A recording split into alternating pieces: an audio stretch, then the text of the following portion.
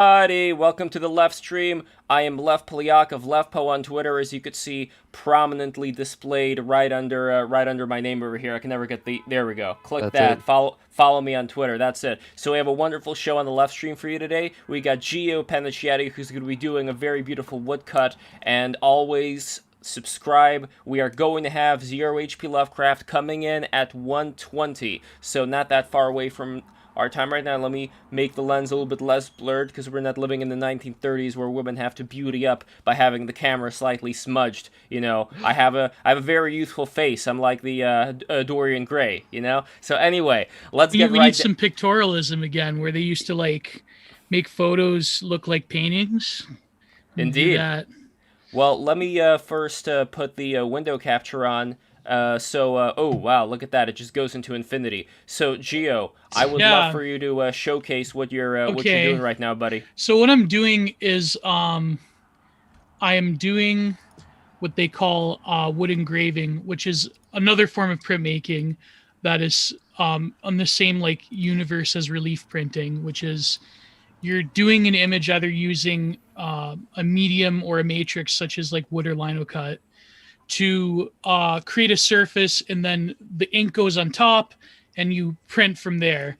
And the ink is lifted off from the surface. So it's different than intaglio. Intaglio is any process where you're getting lines or burrs, and like you're either with acid or, well, I do dry point. Maybe someday I'll do a dry point with plexiglass, but you like eat in the metal, usually copper, and like you get a line, and that's how they do it. And there's different techniques of doing it, but this is what they call wood engraving. So wood engraving is you're not using the side. This is how every in Japan, like if you've looked at ukiyo-e painting, printmaking, it's always with the side, right? This is like the tree going up, and so you can take off with gouges like a U gouge or a V gouge. I have one here. So these are some of my tools. So this Wow. is a U gouge. So if you could see like the little U, Mm-hmm. that takes off from the side like that. So, but the difference with engraving is you're using what they call end grain. End grain is the tight little lines, and you can only use a few types of wood for this. So this is cherry, which a friend of ours, he was cutting some wood for his campfire, and he had the very old cherry tree that he cut down. So this is the end grain. So if you've ever seen like the rings of the tree, that this is what this is. And it's expensive like to get like good you can only use certain types of wood because they have a very tight fine line. And I'll show you why. Because you're not using gouges, you're using what you call burins. Now burins are very sharp three-sided metal, and you're etching a line in. So this is called a lozenge graver. And so that's the difference with engraving. You could see that. Yeah. Oh, nice. So what you're doing is you're making lines by cutting into them rather than removing the top veneer of wood. And so you can only use a lot of like fruit trees that can do it. Sorry, my hands are covered in ink. So like cherry, in England they use what they call boxwood, but it's very hard to get here because they don't tend to grow old. Or you could use, in which Canada we have an abundance of, but they're still kind of expensive, what they call rock maple. Rock maple is the maple trees that they've used for sapping for many years. And if you could see like the lines, like there's very, very fine, very tight rings. But this is cherry, and cherry is a good replacement that's a bit cheaper. And so that's why they're smaller. But the reason you can use it is because with burins, you can get very fine detail, which I'm not a master of in no ways. Like if you look at engraving prints from the 1920s, they have like very highly technical printmaking. But me, I try. Like, I mean, whatever. Well, I like the girl a lot. You should name her Cherry. What do you Oh, think I of that? should. Yeah. I mean, like if you notice, this is the bark part, which I should have cut off, but I do like an aesthetic of like a different, There's a bit of like hot sauce here. it's not like 100% like even. I kind of like that. It makes it look interesting. But the reason I cut it thinner, and what they do back in starting in like the I think the first one, like it's a very old form of printmaking, like the 1800s. They always do it typeset high, but I, because of my shitty press that I bought on the cheap, I can't really do typeset high, which is 1/2 inch, because book illustrators would always do. If you look at like any old book, like again, read old books. I know it's a meme, blah blah blah. But a lot of old books have illustrations that were done. It was expensive to do copper etching and to like glue it onto a piece of wood, so they would do wood engraving prints, and so that's why they did a typeset high, because you'd have like a matrix. Back in the day, by the way, to make a book, like to actually mass produce a book, would take like years, because you had to like physically carve out the letters and do it like the opposite, and so you'd put in an illustration that was typeset high, and it would take to do a whole book, you'd have like 15 to 20 to 50 even of these little small blocks, and they'd take like quite a bit to carve. But we'll see what happens. I probably won't finish. I mean, maybe. I'm kind of fast. But that's me yammering on about wood engraving. I'd love to see you finish it. Wait, so Gio, when you see these old engravings in cool old books, is it like usually copper etching but sometimes wood engraving, or what? For mass prints they would do wood engraving. For copper etching, depending on the artist, it was either or, and they would like glue a piece of wood to make it typeset. But William Blake, he did all of it on his own, because back in the day, with any, like especially in Japan with ukiyo printing, it wasn't like one guy. Like Hokusai, he did like the design, and but you'd have a different people, like you'd have different people for carving, you'd have different people for printing, and you'd have different people, sometimes like a whole workshop of people if you're doing like a color block. So if you look at any Japanese woodblock print, it would take like 15 to 20 to sometimes 30 separate blocks. I mean, you could do both sides, right? So it's saving time, but you'd have like a whole row of people, like you pass them on like one person to the other. But yeah, typically with copper etching, what William Blake, he did like the reverse, where he would take what they call stopping ink and he would draw with it, and it was easier. So he'd carve around it, and he'd like dab on ink very finely. So kind of similar to relief printing. He was a wood guy or a copper guy? Copper, yeah. Right. You know, I was just looking up that thing. I really like the the Flammarion engraving. Oh yeah. That's cool. I didn't know that's made, I guess, the same way that you're working right now. It's similar in that he reversed the process of intaglio printing by using the ink to draw, and so then what he would do is he would leave it in a vat of acid, usually sulfate, and it would eat away around his design and his drawings and his letters. And so then he would take what they call a leather dauber, and he'd very finely, carefully print on ink.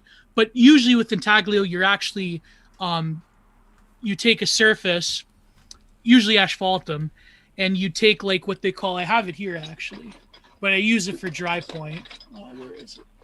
You take an etching needle, which I probably will use some. I just poked myself. And you'd very finely do the lines, and then depending on the thickness of the line, you'd like leave it in acid for 15 minutes, 20 minutes. But me, I don't like using chemicals, so what I do is I'll take plexiglass or any sort of form of plastic, and I'd etch into it, and then you'd like wipe it off. Then you could use different tools like rollers, which are very expensive. Or you could even use like steel wool and get like semitones. But with wood carving, with engraving, it's the same principle in that depending on how fine or how thick you're doing the line, it'll show up. But with relief printing, what you're doing, you're adding the light. Whereas with intaglio, which is copper plate, you're adding the darks, if that makes sense. Oh, yeah. Yeah, because I'm taking away material in order to make a line. So with ukiyo printing, which I have knives for, I don't have one. Actually, I do have one here. You use what they call wood carving knives, which is that, like it's an edge blade. Yeah. And you carve around the dark line. If you look up the YouTuber David Bull, he's like this guy that lives in Japan, and he does he's like the most well-known like modern woodblock person. So you'll like carve around the line, and then you'll use gouges to like take off the material. Because what it does, it'll stop the burr. But here you're just like, it's very simple. It's very easy. You're just carving lines in. So that's why they call it engraving. And so it's simpler, it's easier, but takes a bit more like control of what you're doing. And you have to be like, it's the same principle. Like if I want to maintain that dark line, then I have to like go around it, which you'll see. I don't know if I'll finish it or not, but we'll see. Well, Gio, what you mentioned that you poked yourself, it brings me an idea. What if you were to use myself. Well, what if you were to use your own blood for the print? Like that would. I think I've done that for painting once or twice. Okay. One time. I mean, I was joking, but seriously. No, one time I was painting and I cut myself. I was sharpening my palette knife, and I like to get it pretty like thick because I don't like. It's easier because instead of like taking like what they, like one of those razor holders, like it holds in a razor blade. I like to like sharpen my palette knife to the point where I could like just scrape off the paint when it dries. And so what I did is I was doing this one and I fucking cut myself like almost like really bad on my finger. And so I just mixed it in with some cadmium red I had on the palette. I'm like, you know what? Might as well take this opportunity. But there are painters that do it. Joe Coleman, for instance, the illustrator and painter, he like had this one illustration with him and his wife, and he like used his own blood with a syringe, and he like stained these little micro, those little Bibles you get, like the little pocket ones, the like Gideon ones. No, the ones that you could like put on a chain, like they have the micro Qurans. Yeah, he had those pages from Revelations that he like lined the painting with, and he like took a syringe and stained his own blood with him. And but hopefully I won't, because with printmaking, what you have to do is you have to be like aware of the fact that like you're cutting away from yourself. But I mean, when you're doing a print and you're skilled enough, I mean, I put my hand in front all the time. It's just like I have to be aware. So what you do, the way you hold it is that you put it in the palm of your hand like that. And it's like you follow with your finger. And so if you're doing it for years and years, what they do is they call printmaking hand, engraving hand, which is like, your crook of your palm will become disformed. But I do this for my art, so don't worry about it. I'm all right. And of course, there's different techniques like stabbing into it, like you get like little dots and everything like that. But Lev, what are you doing actually? What is your? I said you added color to. Yeah, so this over here, this is musculls, as I call it. Musculls. Musculls, exactly. My name Jamal. Name Jamal. No, sorry. See, the reason why I named him Two Musculls... bad references a stream already. My God. Oh, man.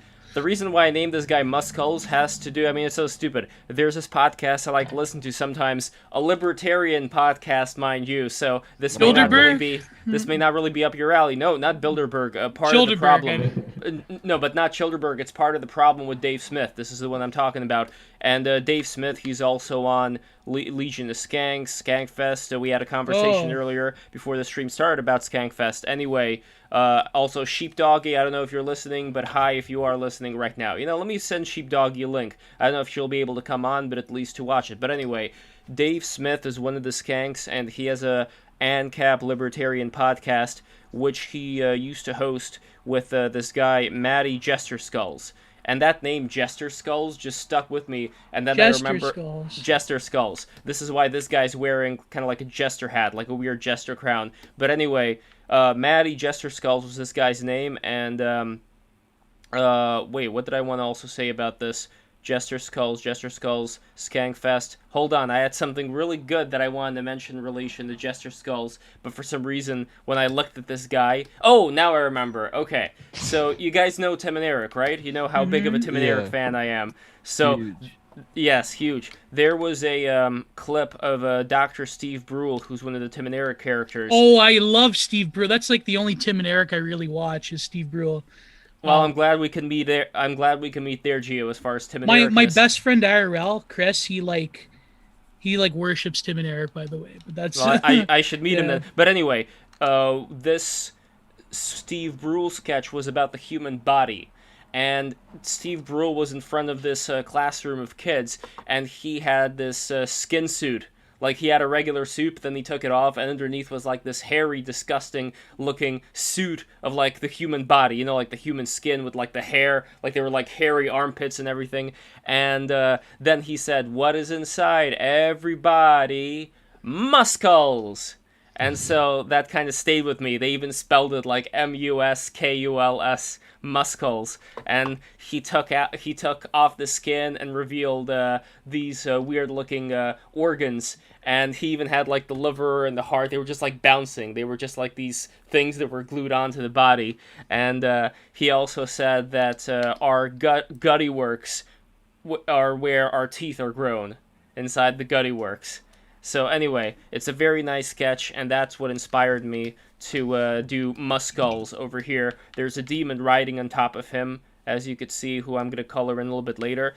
I mean, when I have a better sense of things, I'm just going to combine a lot of these layers. The problem is that I move way too fast on a lot of these, so I end up having to slow down, big guy. Go into a layer, then come out of a layer. I mean, certain things like this, I can just... there. Although you still have to then start to color in, you know, this area over here. So anyway, that is the process right now. We have these fins that are always, I always like turning details into life, you know, so that everything has a life of its own. We got these two fish guys who are looking at Muscles, and this guy's very interested in one of the fins, who's like, you know, he's gritting his teeth over here. You can see the teeth are, gritted, you know, because he does not want that tongue to go inside of the mouth. So, in a way, Muscles himself is not aware of anything that's going on. He's just, you know, as they said in that MDE sketch, out to lunch. But, you know, his fins are aware of it. I think that's an analogy talking about how certain, like, smaller actors within a larger group may be more aware of whatever's going on than the head, than the leader. So he's the leader, but he's completely out of it. But the, you know, these guys over here who are part of him, they're aware of what's going on. They're aware of the invasion of privacy that this fish thing is enacting over here. And this guy's scratching the fish thing, and he has an old man deer antler type of thing on top of him. And the reason why I like lovely. Oh, thank you. The reason why I like the deer antler so much is thanks to, and I think, Gio, you also like this guy. His name is Bruegel or Bregel. I still don't know how to pronounce it. But Peter Bruegel the Elder? Exactly, Peter Bruegel the Elder. And he had a sketch, which I may even put in here because I got the screen. By the way, I'm really liking how this turns out. So if you noticed, like, what I mean by the negative space, that's what I'm doing. Right. But this is what I do to get different tones. You have to crosshatch, which comes up a very unique aesthetic. So like you can do these little fine lines, and then if I wanted to go even finer, I'll just take the needle and like. Hopefully, I mean the thing is, after a while, like you can only do a select few prints because the press will like literally like crush it. But like, but for now, it's like, oh man. Anyways, go ahead. I cut you off. So Bruegel the Elder. Bruegel the Elder, he did a piece called Netherlandish Proverbs, which is an amazing painting. In fact, I'm going to paste it in here. Oh, yeah, I think I've seen that one before. In the top layer. Well, you're definitely going to see it now. Here, hold on one second. Let me just figure out what I'm doing here. Okay, so here, this is Netherlandish Proverbs. That one, with the drunk guy in the bottom there. Amazing. Yeah, but this one in particular really inspired me. So you see this guy over here? So this guy's praying to this idol. And this idol, he just, like, looks bored. He looks out of it. But he's just made out of some stuff. Like look at the detail. It looks like a sack of potatoes with, like, googly eyes on it. Yes, exactly, it does. But you see over here, he has horns, which I think are supposed to be the roots of the potatoes. But it kind of looks like horns, so like deer horns. So that, in a way, inspired me to do what I'm doing over here. Just to have, like, these mustache guys here with the deer antlers. You know, just, I like doing stuff like that. I still don't exactly know why. I resonate a lot with Bruegel stuff. But anyway, I just wanted to introduce that. Because of the nature, like, you have a very similar editing style, like, a very similar, whatchamacallit, animation style. It's like, and by the way, this is a good technique. This is what I do. And usually, engravers will have, like, a sack of leather filled with sand. And it's very easy to like turn, but here it's like I have to get my mom to make one. But here it's like I'm turning, and it's easier to like to score the line when you're like doing like that. But you do have a very similar animation style, Lev, to a lot of old master painting. It's got that same like illustrative, almost like proto cartoony quality to it that the old masters like Bruegel the Elder was. It's like, to us it looks so ghoulish and kind of out of world, but to them it made sense because they were Bosch, for instance. He was inspired by a lot of medieval stonework that was being done with on the side of churches and these old abbeys.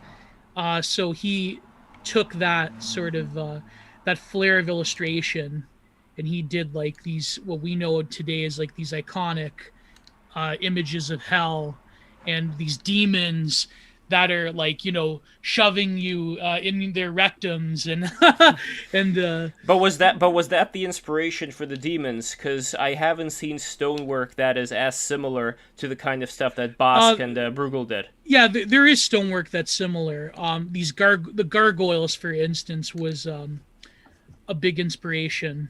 But if I was watching this documentary on it, I think, what was it called, 15-minute painting or whatever.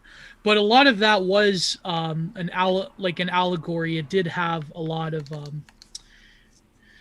like a narrative, which people they say that, oh, well, it doesn't really have a narrative. It doesn't have a picture plane. It does have a picture plane because everything is centered on that world egg in the bottom, in the very middle of the painting. So all of the picture plane goes to that one egg if you actually like look closely at it.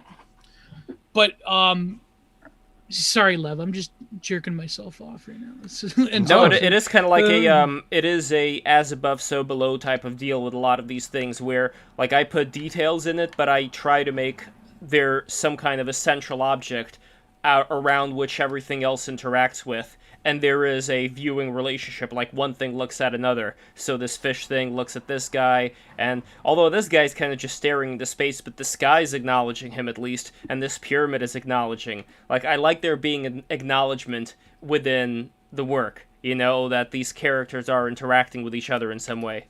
That they're not just, like, floating in space without any relationship to each other. And, yeah? Are you using Illustrator or Photoshop? No, I'm not a big fan of Illustrator, and other than the editing stuff, I'm not a big fan of Photoshop. What I'm using here is a program called Clip Studio Paint, and I really like Clip Studio Paint. I think it's one of the best programs out there, and it's good for animation too. You can do animation on it. Right. So like, it's easier to paint things and make elements and animate them around and stuff like that, do you think? Absolutely. I mean, I've been doing this digital stuff for a while. I'm kind of decades. I mean, I'm missing the natural stuff that Geo does, but this is the way that I tend to organize a lot of things in life. I already feel like I'm in a digital sphere most of the time when it comes to, you know, other than being outside, and it's not that bad, actually. Like, I wouldn't mind living somewhere where there wouldn't be that many people and just having the digital life be the communal life. But still, maybe I take that back. That sounds like hell. Yeah. Really? Yeah. No, well, not if you're like with the squirrels and the chipmunks. I don't know. Am I being unreasonable here? Man, a friend of mine had a really interesting insight. He's walking around his neighborhood and he's looking around and he's like, man, he had the realization that if everybody in his neighborhood was replaced with different people, it would make basically no difference in his life. And I think that's a pretty common thing for people like living in cities is basically, you know, there may be a couple people, but basically they're just whatever. But if you get your contact list or your Twitter feed and all these kinds of things replaced with new people, it kind of fucks you around. So we're thinking about this kind of thing of the get out of Dodge and have your digital life thing happen. I think but the key is that you want to do that with some people so that you have like a local community where it actually does matter, you know, who it is and that sort of thing. No, absolutely. You are absolutely right about that. The only problem still is that we're kind of almost spoiled online that we end up meeting people that we resonate with, but it's Yeah, another but thing then to actually get them in the same place, you know? exactly, Yeah. it's like that's my dream, is to meet all of my friends online. And people, they're like, oh, you probably won't like them when you're with them. It's like, no, but the thing is, we have to like approach these things seriously, and actually like look at, okay, what does it mean to live terminally online, and is it going to do things to us that we don't intend for it to do? And so Yeah. it's always like an issue of, I remember back in the day, a good example I use, because again, it's like everything relates to wrestling for me. There was this documentary about the guys that did the first guys to do backyard wrestling, and I actually knew a guy whose brother was in like the documentary that like made parents like, oh my god, they're gonna kill each other in the backyard. They were talking about how back in the day they had like the backyard wrestling forum, and like this was the early 2000s, where like flights were cheap, and so Yeah. what they did was they would basically hop onto the next like commuter plane, and they like, you literally had kids, like some of them like as young as 12 years old, that would just like randomly hop on a plane to do what they called super shows, which were like these events of like different backyard wrestlers like coming together, and some of them went to like turn pro, like one of them being Matt Cross, who was known as M-Dog20. But I remember watching that, I'm like, man, imagine like, would Zoomers do that? They just like randomly like, hey, let's have the tanky Maoist Leninist meetup, or let's have the ultra fash identity Europa. I mean, some people do, but like that requires an amount of capital, and it's just like for the average like Zoomer out there that like, I don't know, posts tanky memes or whatnot, it's just not feasible. Well, there was that 4chan Yeah. meetup photo. You remember the one where Oh God, Brittany yeah. Venti, she was dressed in the bear suit, and I don't know The who else was in fashion there. meetup, the R9K. Oh yeah, the fashion meetups are always great. Yeah, the R9K meetup was actually, the people looked normal. Sorry, the Paul meetup compared to the one Reddit meetup. It was really quite jarring how normal the average Paultard looks compared to the average Redditor. Well, But that's even neither in here nor that there. picture, even in that picture with the son of the architect, as I like to call him, I don't really. You remember there was this hefty kid there in the business suit with the hat. You know who I'm talking about? And there were like skinny kids around him, and Oh God. I think one of them had the Kekistan flag. Do you know what I'm Oh, talking about? I know. Yeah, yeah. And one of them had like elbow pads or something on. Yeah, I think Yeah. so. But I really like that chubby kid. Like he was exuding kind of a fun energy. Yeah, Oh, yeah. he had confidence. Absolutely. Yeah. I remember Matthew actually went to infiltrate, not infiltrate, but to sort of went to crash. What would you say? He went to infiltrate. Yeah. It wasn't his idea. He went with the YouTuber who always periodically takes breaks, Godwinson. It was a Sargone, Don Sargone meetup. I know Godwinson. Adam Godwinson. He's the YouTuber Godwinson. I think his name is I know. Adam, yeah. Oh gosh, I know who you're talking about. Wait, what's a Sargone? Is that related to Sargon of Akkad? Yeah, Don Sargone, the liberalist mafia Don. They actually went together. There's still on YouTube, but they like went to the Sargon meetup where they like met up in a pub, and it was kind of like they're all like, yeah, this was before Sargon like terminally destroyed himself by going into politics, but they sort of were like crowding around Sargon, and they claimed that, well, Matthew says it's bullshit, but like Godwinson said that Sargon was like going around the venue like 15 minutes before, just like walking around to like see how many people were there to like meet the Don. Yeah, I mean, some IRL meetups do happen, of course, nowadays with the lung herpes, people are less inclined to do so.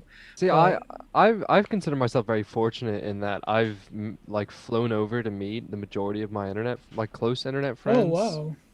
Yeah, like during this whole pandemic, I've been on holiday 3 or 4 times.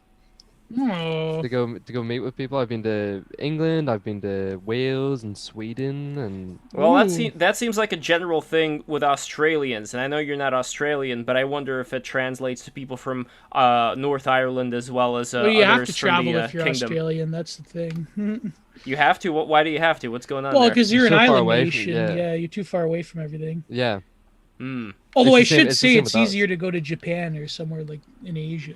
Mm. Go to Bali, as long as those fuckers don't go up there.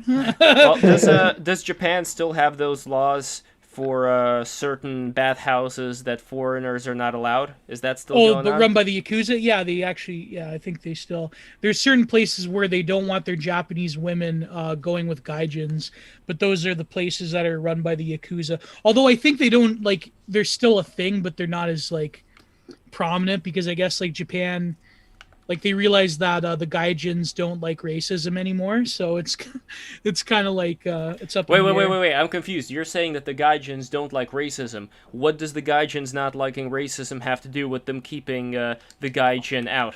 I'm confused. Well, this came up with we'll talk about it with our good friend Zero HP Lovecraft. But yeah, so it just I don't know, like to most people it doesn't look like it's kind of bad optics, if you will, to like have, you know, brothels that don't allow Westerners because you don't want to like, which I agree with, by the way. I mean, apart from like, I don't know, I mean, I was listening to BAP with our good friend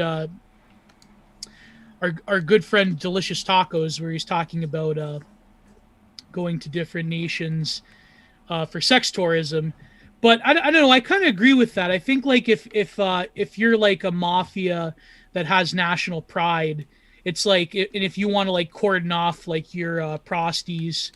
I don't know. I think that's based in red pill, in my opinion. I don't know. Well, It you makes say that sense, now, but but there's wait the till other- wait till we go to Japan, Geo. Then I wonder if you're gonna have the same opinion. Oh yeah, I Oh, love no. to There's go a to lot Japan. of the opposite happening. Like there's a lot of Nigerian guys who walk around trying to get you to sleep with prostitutes, and I think the Yeah. Yakuza hires them to do that because they speak English. So there's probably tiers. You know, the Yakuza probably has certain Japanese women that they'll share and certain ones they won't, or some Yeah. weird shit like that. Yeah.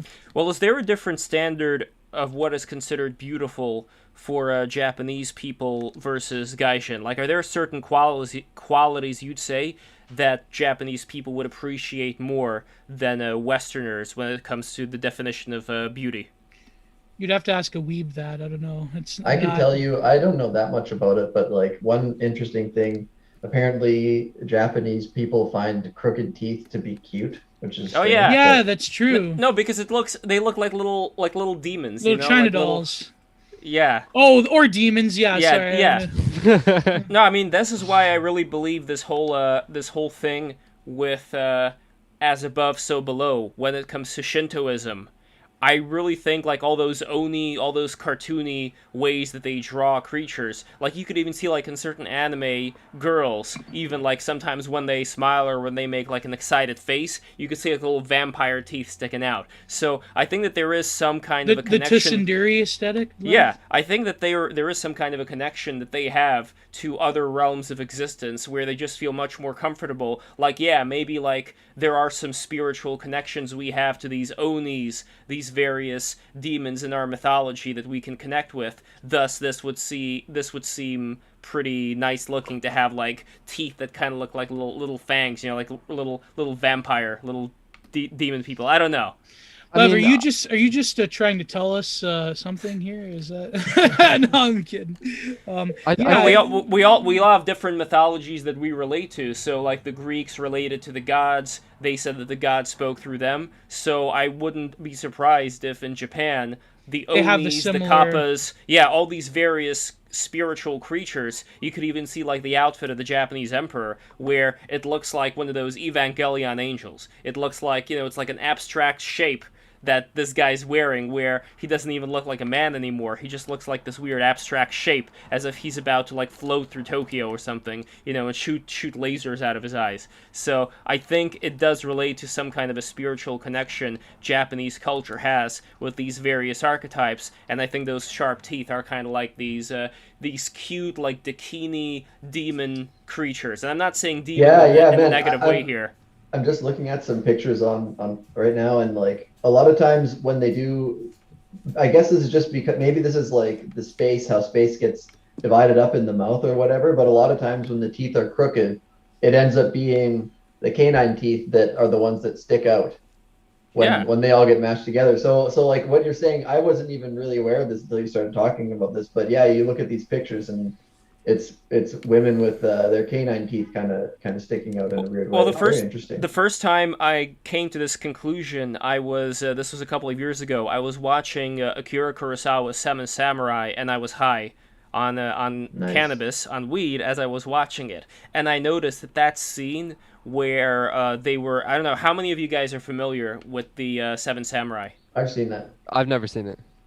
So That's a cool movie, but it is a cool movie. But anyway, in the Seven Samurai, there was one sequence where the samurai were in this little hotel, I don't know how you would describe it, and there were these people who were, kind of like common thugs that were laughing at them, snickering at them, and they were almost like they had this demonic energy about them. I could tell, like, the way that they were playing them, they were, like, slouched over, and they were, like, they looked like demons. They looked like Oni. And that's where I came to the conclusion, like, yeah, it may be possible that we live up to certain archetypes within our culture that can resonate with us, whether we're, like, lowlives or on the opposite spectrum when we become artists and poets and, like the wise Japanese sage with the, flowing beard. That's also like a certain spiritual archetype could be linked up to that. So it is an interesting way for me to look at life in general, that we're all kind of like the solidified versions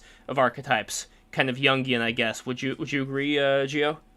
Oh, definitely. I mean, that's true. I mean, you can't really, as much as you could try, I mean, you have to escape. You can't escape, really. I mean, you can. I mean, there's different ways, but in terms of like, in terms of how people just naturally will fit into an archetypal role, I think that's pretty apt. Well, like with the cats, that saying, if it fits, it sits. So I think the same thing applies here. I mean, even with cats, notice how fascinated Japanese people are with cats. I think that there was something to it because, like, the face of a cat, it also looks like, it's cute, obviously, but there is also something very spiritual. I don't know how obvious that is. I think there are, like, I don't know, there's just, like, this shape as well, like these almond eyes and the shape that goes down here and these prominent cheekbones of the cats. It's very attractive. I'm not saying I'm attracted to cats. Don't get the wrong idea. But, Look, like, fellas, I'm doing your booba. Oh. A wooga. At least some of us in this chat are interested in that. I gotta stop making those gay jokes. Damn. Yeah. I interestingly, I'm actually terrified of cats. Really? Oh, Yeah, Did you really? have like a bad experience with the cats when you were younger? No. No, just They do give off a certain energy to some people. They do. They give me the yeah. heebie-jeebies. I just don't like being around them whatsoever. I've got like cat things in my garden to scare away cats. Oh. Really? So they don't. Man, so they isn't don't that a come near thing? me. Isn't that a thing in like medieval Europe where people generally thought of cats as being a sort of sinister kind of spirit, and that's the reason why they used to draw them so weirdly with like creepy faces and stuff like that? There might be something to that because I really don't like them whatsoever. Somebody in the chat said there's a relationship between cats and snakes, and I see this too. I hate I think snakes. I love see, I cats, think- but I don't like snakes. I think don't of cats as very serpentine. You know what I mean? Well, they're kind of dragon-like. If you ever notice, Right. just like the way that a cat moves, there's something dragon-like about it. But me personally, like, I like it. Like, I like when I stare into my cat's face, Steve. When I stare into Steve's face, he looks at me, and then he just slowly closes his eyes and opens it up again. And I could feel this connection that he has with me, and like when he purrs and stuff like that, you know. And I do feel like he understands that he is a high level being, and there may be something to that where with a dog, you know, a dog kind of. I like Churchill's saying though about like dogs consider themselves beneath you, cats consider themselves above you, and I like pigs because they consider themselves your equal. But Right. I don't know. Like, does anybody have pet pigs or know anybody with a pet pig? That seems like No. no. I was I'm Italian. That would never work. Why? Wait, why? For What's obvious wrong? reasons. Oh, Your pet pig named Because named we come to Gabagool. Gabagool soon. Yeah. Come on now. I was with I was at my aunt's visiting my aunt's yesterday, and she has a bunch of lambs and sheep, and I got to visit them and hold one of the little cubs up. I don't know what you call them, little boy. sheep. Use. No, you's a wee lady. Oh no! What Don't do they you- call them Hughes or Use or? How does Yeah, ewe is like a ewe is a female sheep of breeding age. Oh, As far as sorry, I a know. doe. Sorry, a doe. Maybe a doe. Is that what they A call doe a it? deer. Yeah. I don't know something what like it's called. that. I don't even know if they have a name. A other than baby that. sheep. I think it's called a doe or a. It's got to be one of those. Well, this was a wee fella, and he was gorgeous. So he was. He was real curious, real excitable, you know. And he would sit and play with you, you know. And like all the other ones were a bit more tentative, and he would sit and approach you and everything. And I don't know. Apart from cats and horses, I love animals. I love all animals. wait, what's wrong? I don't with the like horses? horses either. Oh, I got bit by a horse when I was a kid, and There freaked we me go. out. They've just got big masseter muscles. Do you know those muscles on your jaw? Have you ever seen the Yeah, they're size of those freaky. things? They're terrifying. And I mean, look at Mr. legs- Hands. That's what. That's Oh, what did it to God. me. Oh no. Have you ever seen Have you ever seen the horse hoof when they take it off? Yes. know what I'm talking about? Yes, I have seen it. It looks like a network, like this veiny, bony network. Yeah, it's Yeah. very interesting that there was this video of this lady who very clinically, you know, takes a toothbrush and starts just brushing that area so as to separate those nerve endings. Because when you think about it, what is it really? It's like all these little nerve endings, so small, that end up just being combined together over time.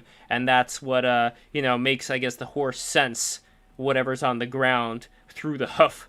Right, like our fingertips. Yeah, exactly. But there's just like so many of these little nerve endings, and you could just separate them with a toothbrush. And I don't know, there's something satisfying about that stuff for some people, myself included, when it comes to, you know, videos of that or videos of like, you know, popping things. You know what I'm talking about? Like, Yeah, what I is love that? those Oh, videos. Popping oh. pimples. Shit. Yeah.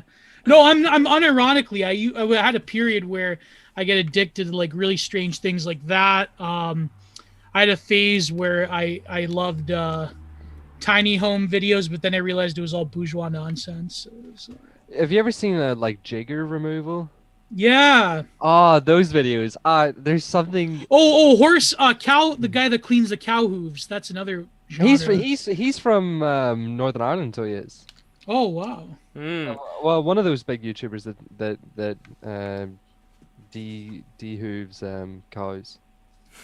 Man, Ca- that I'm looking at a picture of a de-gloved hoof right now, and it's really freaking me out. It's like that incredible, feeling isn't of. Wait, should Well, I think I could put gives it. me, Post it gives it, me like post an it, empathetic, Yeah, I gives me could like put it an on YouTube. empathetic reaction, like seeing somebody like scrape their eyeball or something like that.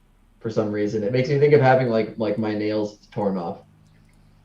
I mean, that's what it is. It should be safe for work, right? I mean, Oh, this I is think just, so. I think so. Yeah. Okay, so here is the here it is, Whoa. right here. Do you see it? Wait, let me. Where is it? It's on my screen. Oh my God! Wait, let me. Dude, that is fucked up. Wow, that's It's amazing. beautiful, isn't it? And look at Yeah. the color as well. That deep color. That I like don't know. There's something incredible. It it looks looks like a like- mushroom. yeah, or it looks like a certain like kind of like fish, like sashimi or something. Yeah. It's got that deep. Wow, that's crazy. You can also get horse sashimi. Yeah, some people eat horse. I've had horse before. In the Netherlands. Is Horses it- were originally for food before they were for riding. I believe That's it. what I read. Although- That's what I read. although Those, maybe it those depends. Maybe it Indo-Europeans. depends where. But over here, by Well, the way, well, the horse like I didn't know that much about this, but that like all that Indo-European history stuff, the people who first domesticated the horse before everybody else, and then ended up like spreading all the way across Asia into Europe, into India, and all that kind of stuff. They apparently, according to my reading, they were the first people to domesticate, but they were domesticated as like a herd animal, basically, and then they figured out how to ride them after. it's possible unless history repeats itself. Speaking of which, you see over here the anatomy of the horse foot, the hoof. What do you notice about this? What sticks out to you? That it looks like a knife coming out that's Well, poking through a little hole. I mean, sure, but I would say it looks more like a person slipping their skeletal foot into a sneaker, into like a giant sneaker with like a padded area over here. Again, well, I'm not gonna get into this right now, I but kind of you know what I mean? Yeah, I kind of see what you're talking about now. It I does can't look believe like I'm somebody- almost done, by the way. Holy crap. Yeah, and Gio, you were thinking earlier you weren't going to finish this. Gio, you are way faster than I am. I mean, I have a lot of stuff that I got to do over here with this one. I mean, this is why Because this you get stream- into the zone and you just like just pop them out. I have no artistic talent whatsoever, so I'm just going to sit and watch. By the Well- way, how's everything been since the ward? Can you update us on what's going on? Nurses come to visit my house every day, which is a bit frustrating. But I think after a while they're going to start lessening their visits. Yeah. Imagine if you were straight though. You know, be like, "Hello, nurse." That The was- nurse who loved me by Tool. my nurse is a fella. Sorry, perfect circle. Your nurse is what? My nurse is a fella. Oh, even see- better. Yeah, Better you- for you. Hang on, folks. I got a boyfriend. That doesn't matter. Oh, it You're gay. matters. I mean, how is that? The promiscuous, hypersexual, homosexual, of course. You know what's funny? Nobody got my tweet about where I said, I said like, name me a philosopher that would make girls like me, and not Deleuze and Guattari, because I mean actual girls. Nobody got that was an anti-trans joke. Oh no. About like man. trans people that read Deleuze and Guattari and then they like transition. Never mind. What? I've never read any Dolce and Gabbana at all. Yeah, no, but it's just nobody got that joke, so people assumed I was just being a fucking an arsler. I don't know, but yeah. So you have a male, so you got a nurse that comes and sees you. Yeah, I've got several actually. Oh wow. Yeah, little home treatment team. It's called. It's brilliant. Wow. Yeah. Well, I'm glad that the government is able to provide that kind of help. I mean, there aren't that many people in Northern Ireland versus other places in the world, right? Like it may be a similar situation, at least in that sense, to Denmark or Norway, where certain services can be provided much more than in the U.S. Yeah, I think it's that. I mean, we fall under like the UK, so everything that they get, we get a version of, which is brilliant, because if I were to live, 40, 50 miles south, I wouldn't be able to. I wouldn't have any of that. You know what I mean? Because in the Republic of Ireland, things are a lot different, obviously. Well, I told you about my dream, or you read about that dream that I had, right? Yeah. So I Boy, saw mate, Northern. the NHS saved me, mom. Like, go I ahead. saw Northern Ireland in my dream, but Northern Ireland was gigantic. It was like a continent. Oh, like it really is. That's the truth. Really? Oh It's man. huge, massive, biggest country in the world. And anyway, the border between Northern Ireland and regular Ireland. Real Ireland. Real Ireland. Yeah, real I could Ireland. I could even maybe draw it for you guys. Let's see. Let me go somewhere where there's like less stuff here. Okay. So here was what the border looked like. So there was a road, and the road was completely straight. It was sort of like this. Oh, not and there was like a crossroad area, kind of like that. Mm-hmm. And in this area, there was just like a weird black bell type of thing. I'm not sure exactly what it was. it was just like this black thing. Just this black thing on the road. Well, right next to the road, I mean. It was here, and then there was this road, and this road just, like, went completely straight. And I don't know what the fuck this thing was, but it was just, like, standing there, and it was, like, the demarcation line of, like, when you go here, this is Northern Ireland. And, like over here, this is all, like, regular Ireland. So, I don't know. Can we you got explain this? the cool bell is on our side. Of course it is. I don't know. I have no idea what any of that means, but I love it. I'm here for it. Thank you. I actually had a dream, when I, I'm so terribly sorry about this. When I happened to sleep through the BTR stream, I got so totally invited onto. I woke up like in cold sweats in the middle of the night because of a dream I had from that, where like you had because me with my 300 followers on Twitter, because I didn't make it onto the stream, it had to be cancelled. And we would too. We would. We'd be like, fuck. And that's a crazy thing. I have dreams like that too, where I had a you're dream like, like oh shit, I missed this thing, or I forgot this thing. Yeah. It's very strange. I had a dream about Lev once. Oh shit! What was going on? I think I texted you. I had a dream. It was like, one of those ones where it was like kind of lucid, like it's half. You're in that in that half consciousness state. Basically, I was waking up, and it was still dark outside, and this like Japanese woman with like jet black hair that she turned into a kabuki theater no theater demon with those exact. I'm not joking, by the way. It's just synchronicity that you brought that up, Love, about the teeth. Her teeth were like razors, and she started to bite me. And then I remember like I had my phone, and I remember like I for some reason I could, like, in the dream I woke up and I texted Lev. I'm like, Lev, this fucking this demon, this Japanese demon's after me. What should I do? And then that's when I woke up, and the dream was over. And then Lev says something like, "As above, so below." Get the vibe. Like I forget what Lev bored. said, but I remember like for some reason I just like instinctively texted Lev in my dream, this Japanese demon is after me. What should I do? Man, that's hilarious. But it was a lady demon. Yeah, but she was like biting through my arm. Like it wasn't like, I mean, I don't know. It could have been some erotic symbology going on there, but Yeah. Well, did you coom? That's the only way to know.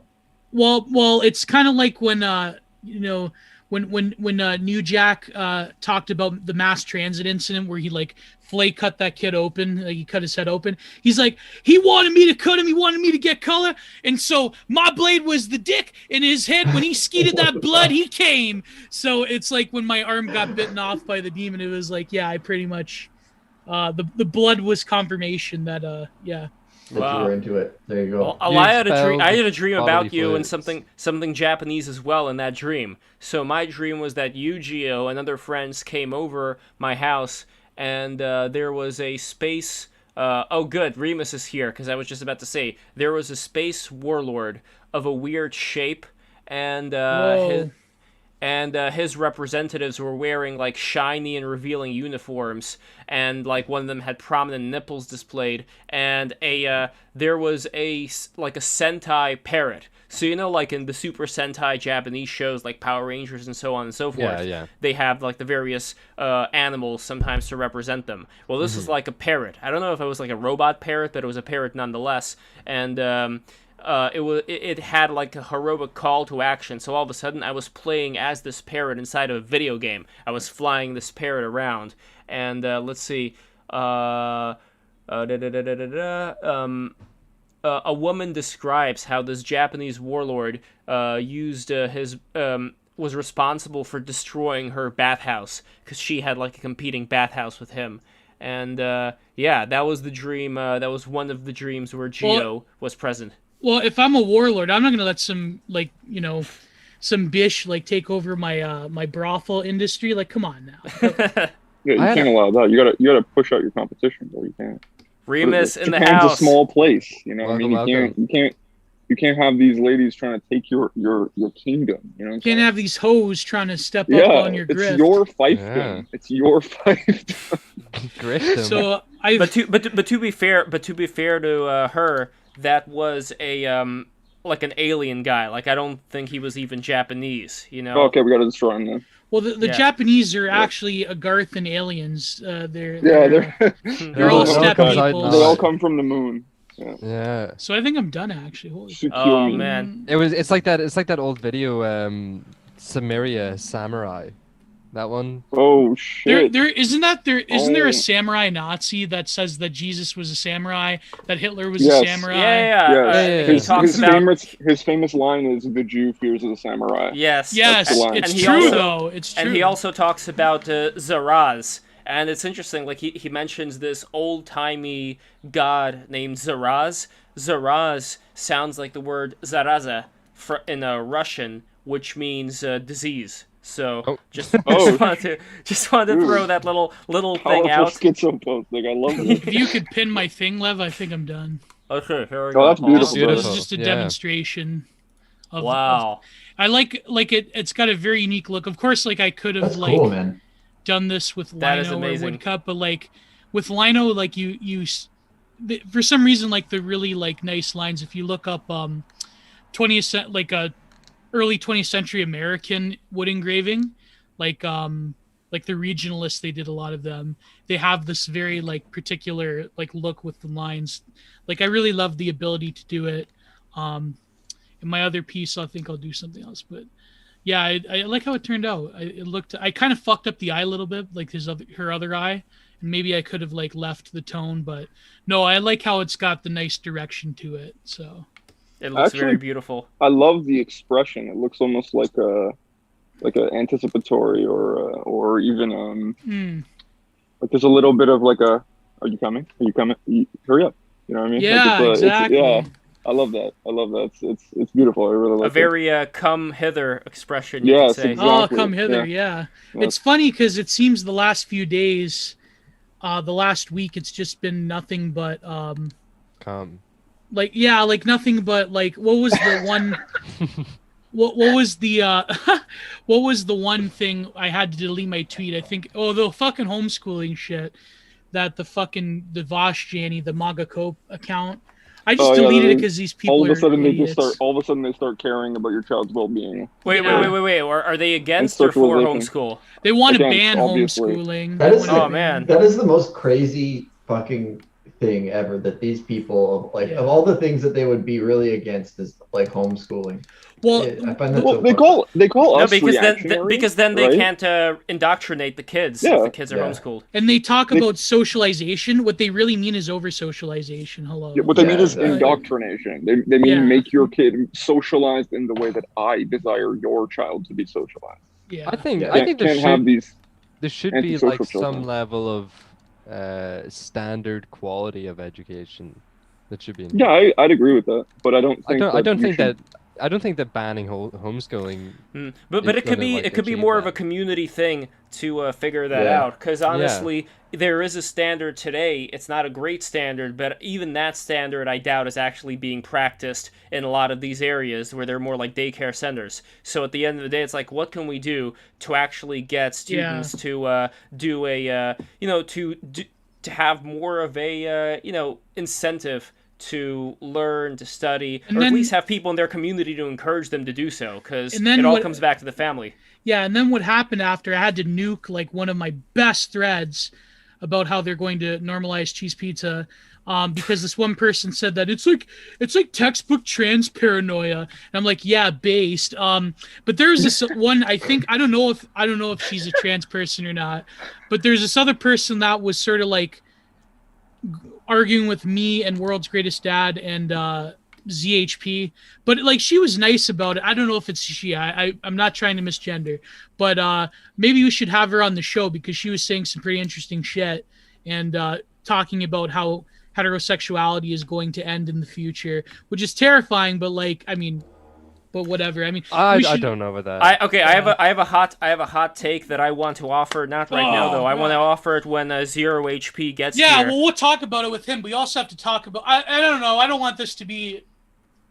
What the fuck am I saying? I do want this to be a drama stream. We're doing But no, I guess. Well, I wanted to talk about ZHP, with ZHP about this issue that came up about the end of heterosexual reproduction, and in the future, if there is like this Shulamite Firestone exo womb type of stuff, if we're going to like see this weird like sloughing off of heterosexual relations. Yeah.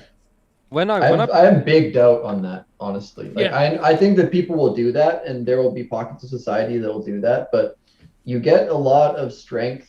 Like one of the most powerful things for human beings is anti-fragility. So if you can, and you can't be anti-fragile if you can't remove your dependencies from very large, overarching institutions. So like, if you are a genetic group and you decide that you're going to engage in this kind of weird like exo womb matrix style reproduction, then you are going to lose anti-fragility because you then are reproductively dependent on like Google or something like that. So definitely. like so I think I'd be like very, very bearish on that possibility. it is something The that I future, used to... the future is your exo womb losing its connection, and then your baby dying. Like that's, you know what I mean? Yeah, but No, then they'll thank you. sell it to Unfortunately, pro-lifers. Yeah, it We're like, doesn't if matter you though. can It choose just gets- reproduction, then you won't have any more abortion. Ha ha ha. We did it. By the way, we got Zero HP. He is in the house. He's having Welcome, Zero connection issues, he HP. said. Oh, Welcome. okay. So, Oh, by the way, look at this. oh, there we go. There we go. Oh, he's It's here. a bit laggy. I'm not sure if you can hear me all right. I can it's hear good. you. Yeah, Yeah, we can hear you just fine. Sweet. Good to be here. Sorry I'm late. Oh, no problem, at no all. problem. So, By the way, look at this. I'm actually having to carve out the cherry sap from my. the sap vein. Beautiful. I love that. Is that so there's consistency in the print, or... Yeah, I mean, it will show up in the print, but it's just like you don't want that material like going into the ink either. So, it's, right. yeah. This is the beauty of doing everything yourself, from like cutting the piece of wood to carving it. So, but yeah, so ZHP, we are actually talking about how in the future there will be no heterosexual reproduction, and what is your hot take on that? I was referring to the tweet that we were engaging in. I deleted it because I honestly don't want to deal with Vouch Jannies ever again in my life. So it's oh boy. I mean, Uh-oh. I There don't we think that's a very likely outcome. Like, by the time you reach a small percent of artificial reproduction, you will have much worse problems, and the technology will not be able to sustain itself. That's what I think. It'll be I like think- a catabolic thing, sort of. I think for like one-off occasions for the elites, I think that it might exist, but I can't see the common everyday people having a artificial womb.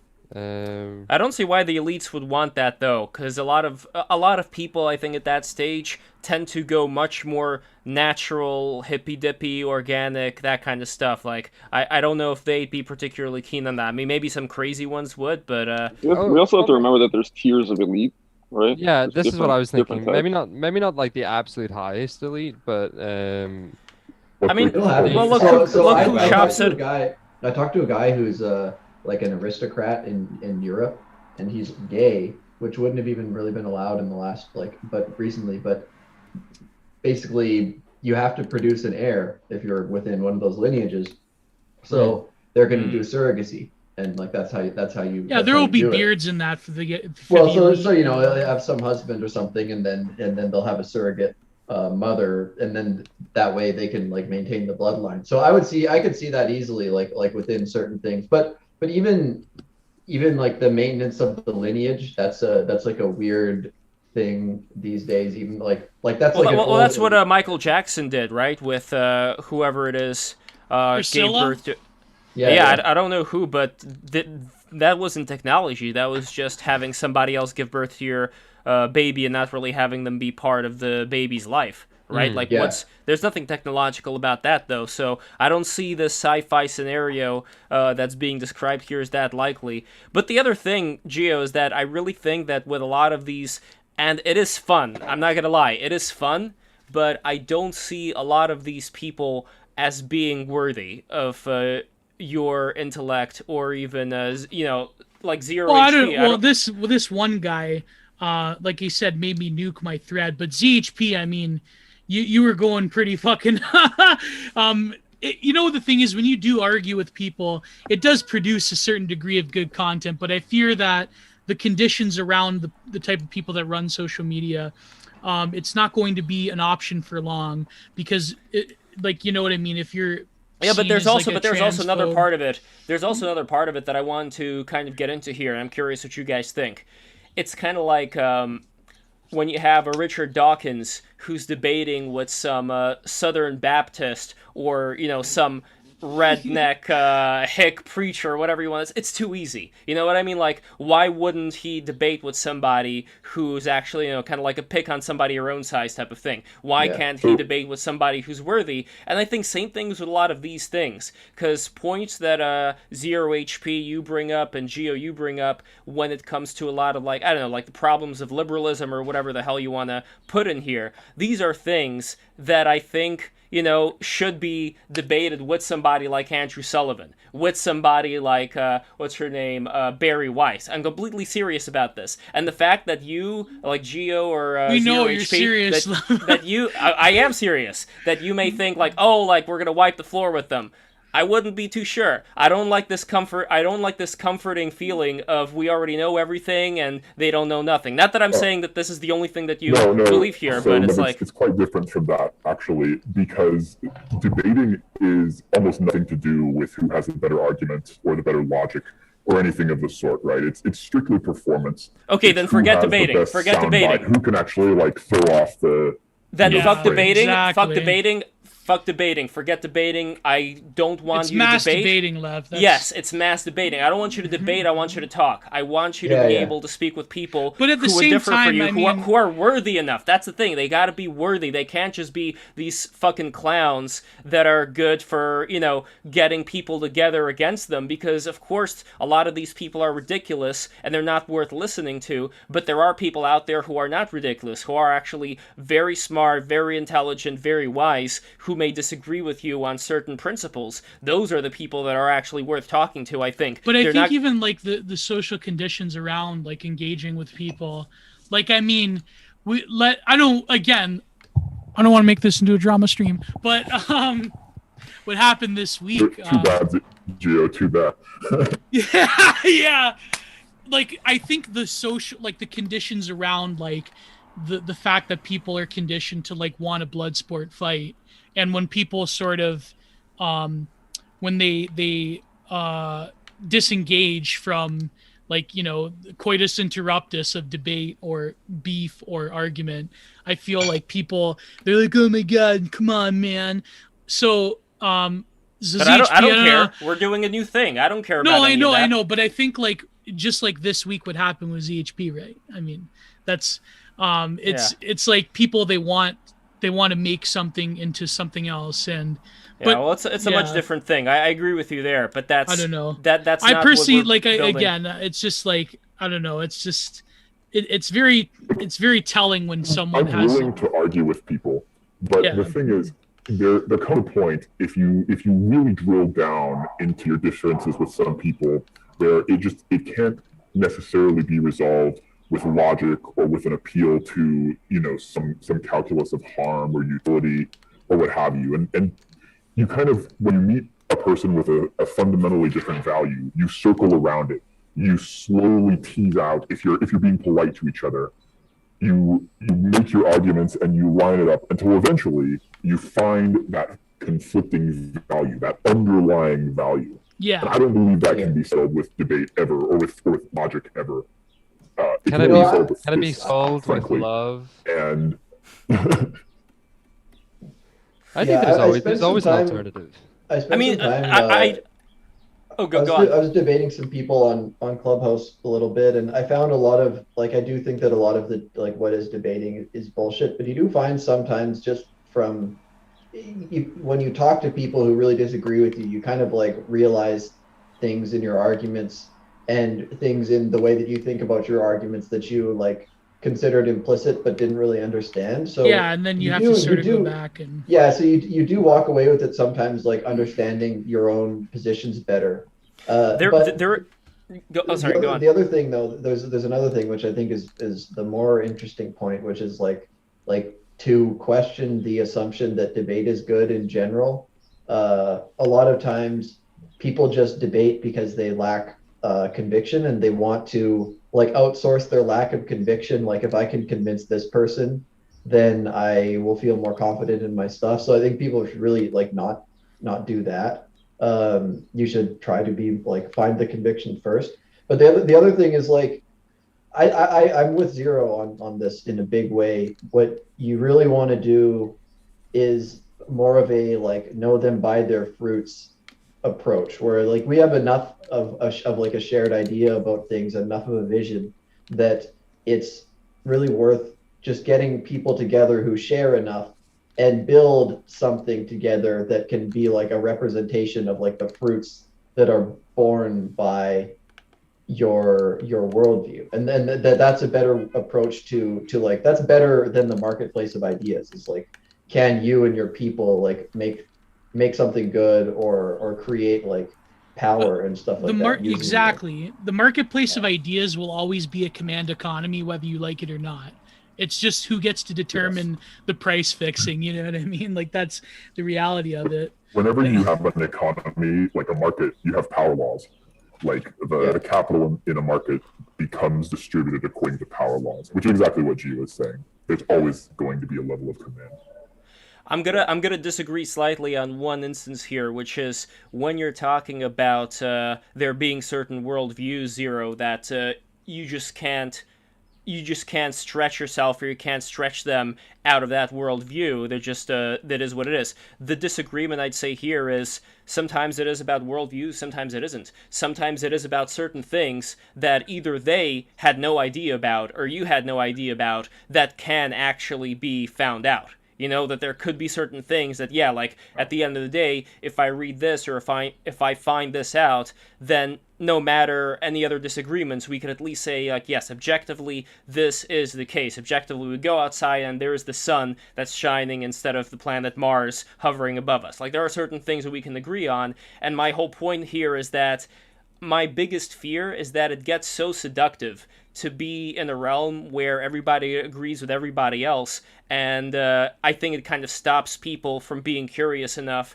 to go beyond that and to find out, like, am I necessarily correct about this, or could this have been done in a different way, or, you know what I mean? Like, it feels like it weakens you in the long term not to be able to engage with people and have certain doubts there that but you at could the then same address. time, Well, I mean, of course, we used to like mock what we would call now the other side for this, right? Is that they're insulated and they don't understand what the real world is, and they only listen to people who agree with them. It's very easy to do that it's very easy to become that, right? It's very easy to become confident that you already know and you don't need to hear, and yeah, this is the danger. But at the same time, we also are dealing with people who are it's like I don't care to know your worldview. Sometimes, many of you, I don't give a shit. Your opinions are horrible, and I don't want to understand you because my point. Most of the people right? you're talking about here, this is again like Richard Dawkins debating somebody who likes to dance around with snakes for a living. You know, not that I'm casting shade on the snake dancers, much respect to the snake dancers. My point is that it really feels like a lot of these people, they are not worthy of talking with you, but the people who are worthy of talking with you, you don't talk to. Or I actually believe, yes, that Richard Dawkins is not worthy to talk with the snake dancers. You're right. I struggle with this because the snake dancer actually is doing something. You know what I mean? He has practice to go by. Good point. You know, he actually understands what he's doing. He dances with the snake. He's in a base profession. Yeah, he can do that thing versus Dawkins just talking about Richard Dawkins. Who gets more pussy? Snake dancer. It's like if you had a conversation with the snake dancer, you'd probably would discover a more accurate picture of the world than, I hate to say it, but that's unironically, yeah. I mean that, and it's not to cash in on Richard Dawkins, to be honest. It's just that the way he is an example of this, as somebody who's so insulated and believes exactly what he believes. So like, and you know, it's fine to have convictions. It's fine to be, I guess, principled in your approach to Your how fedora you tipping. change. Yeah, and yeah, exactly. Like he that's his belief, and he sticks with it, and that's cool, right? But at the same So time, this like, is a case, though. This is a case where the man himself is actually much better than most of his fans, right? Like Yeah. Richard Dawkins, Yeah, I he's agree. I smart, he definitely is agree. principled. His fans, you know, are enlightened by their intelligence, but he's actually against a lot of this bullshit too, you know? Well, he got He's- canceled he's- by this like who is that woman? I mean, if she wasn't empowered atheism plus feminist, she'd just be like some plain Jane field maiden. What's her Rebecca Watson, who accused him of trying to go into trying to propose to proposition her in an elevator or something like that. Oh, this is the elevator. Is this? I thought that was it Dawkins? I thought that was a different person who was, it was the elevator. oh sorry, the elevator was Dennett, Michael wasn't it Shermer. Dennett? No, Michael Was it- Shermer. I don't know. I know what you're talking about. I'm gonna Yeah, look I it up. know about the elevator Yeah, incident, but I didn't think Dawkins it was asked Dawkins. to have coffee with this woman, and she construed it like. And Dawkins is married to this actress who was It was on Dawkins, Doctor yeah. Who. Yeah, and she thought that Dawkins was like asking her for sex or whatever. Even though if you look at her, I don't know. It's You remember that? You remember that The South It'd be a Park hubris. steep sketch? hill to climb. You remember Imagine that the South Park hubris. sketch with Dawkins and Mr. Garrison as Mrs. Oh, Garrison, yeah. where they were having sex? It's like, I'm a monkey. Anyway, That was one of my favorite clips. Comes from that, which is What have I just come back to? what is it was Mr. Garrison's. Me and my old man, we quote this all the time. We're like, oh, retard alert, retard alert. oh man, No. yeah, that's a I, good um, one. I was watching, you know, on the topic of dark comedy. I have to admit, I didn't watch much of $1 Million Extreme when it was actually airing YouTube? on TV. Oh, So I started absolutely. watching parts of it on YouTube now, right? And I literally cannot believe that was on TV. Like, that is some of the. I found myself just gaining, even though I like Sam Hod already, it was just like, dude, this is like how the fact that this guy, and also Charles, you know, all of them, right? Like, the fact Shout that out they to Charles. yeah, shout out to Charles, Friend of shout the out to show. Sam, shout out to all of them, right? But Friend of but the show. the fact that they got that on air, like, is so insane. I to think me. Logo was correct when he said that the reason it stings so much even like 3 years after is because that was like a brief glimpse of what would happen if like quote unquote right-wing values were to have like colonized the mainstream culture industry. But I don't know. I mean, This it's is why true. 2016 felt like such a watershed, right? Because something Yeah. like that was on, and you felt like, wow, maybe the culture really is going to turn. Maybe something is happening. But it didn't. No, But It to- was, but it to, was like uh, a glorious peek into the sunlight hitting our eyes, and we're like, wow. Oh But my I gotta God, ask the oh. question though. I must ask to both of you, well, to everyone. If it were the case that the way things have developed in terms of what you would ostensibly call the culture industry, what if like it was quote unquote like I don't know, like if Walt Disney wasn't a Satanist and he was like a Christian, who knows? Or if he was like, you know, what if the media were to have like, you know, an actual quote unquote right wing bias the way that these, you know, people like to think it does? Would it look different, or would it be like the same forces of global capital colonizing the world, or would it be totally different in terms of culture would reflect something different, therefore you wouldn't have this mass amount of like, you know, Americanism through Hollywood colonizing the world?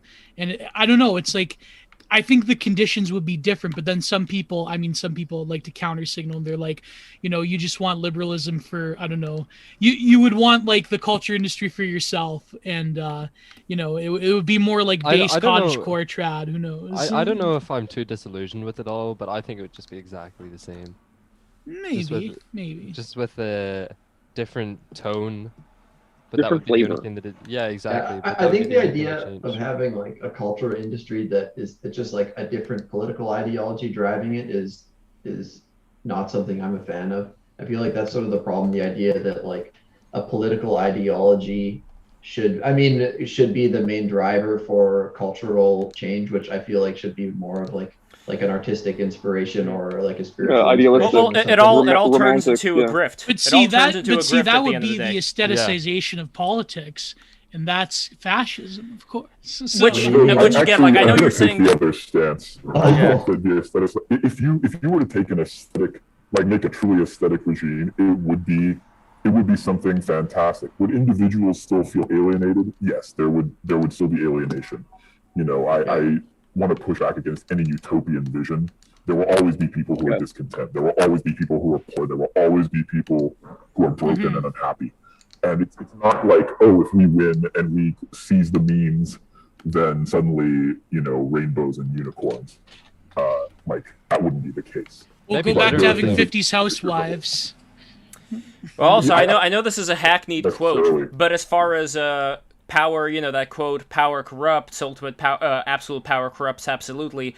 I think that why something like Mussolini or Mussolini, as I call him, why that wouldn't really last that much is I do think he became kind of a shell of his former self after he ended up getting juiced on a lot of this power. I think it does something to a person. The idea that we would have this ideal structure a la Plato's Republic or something like that.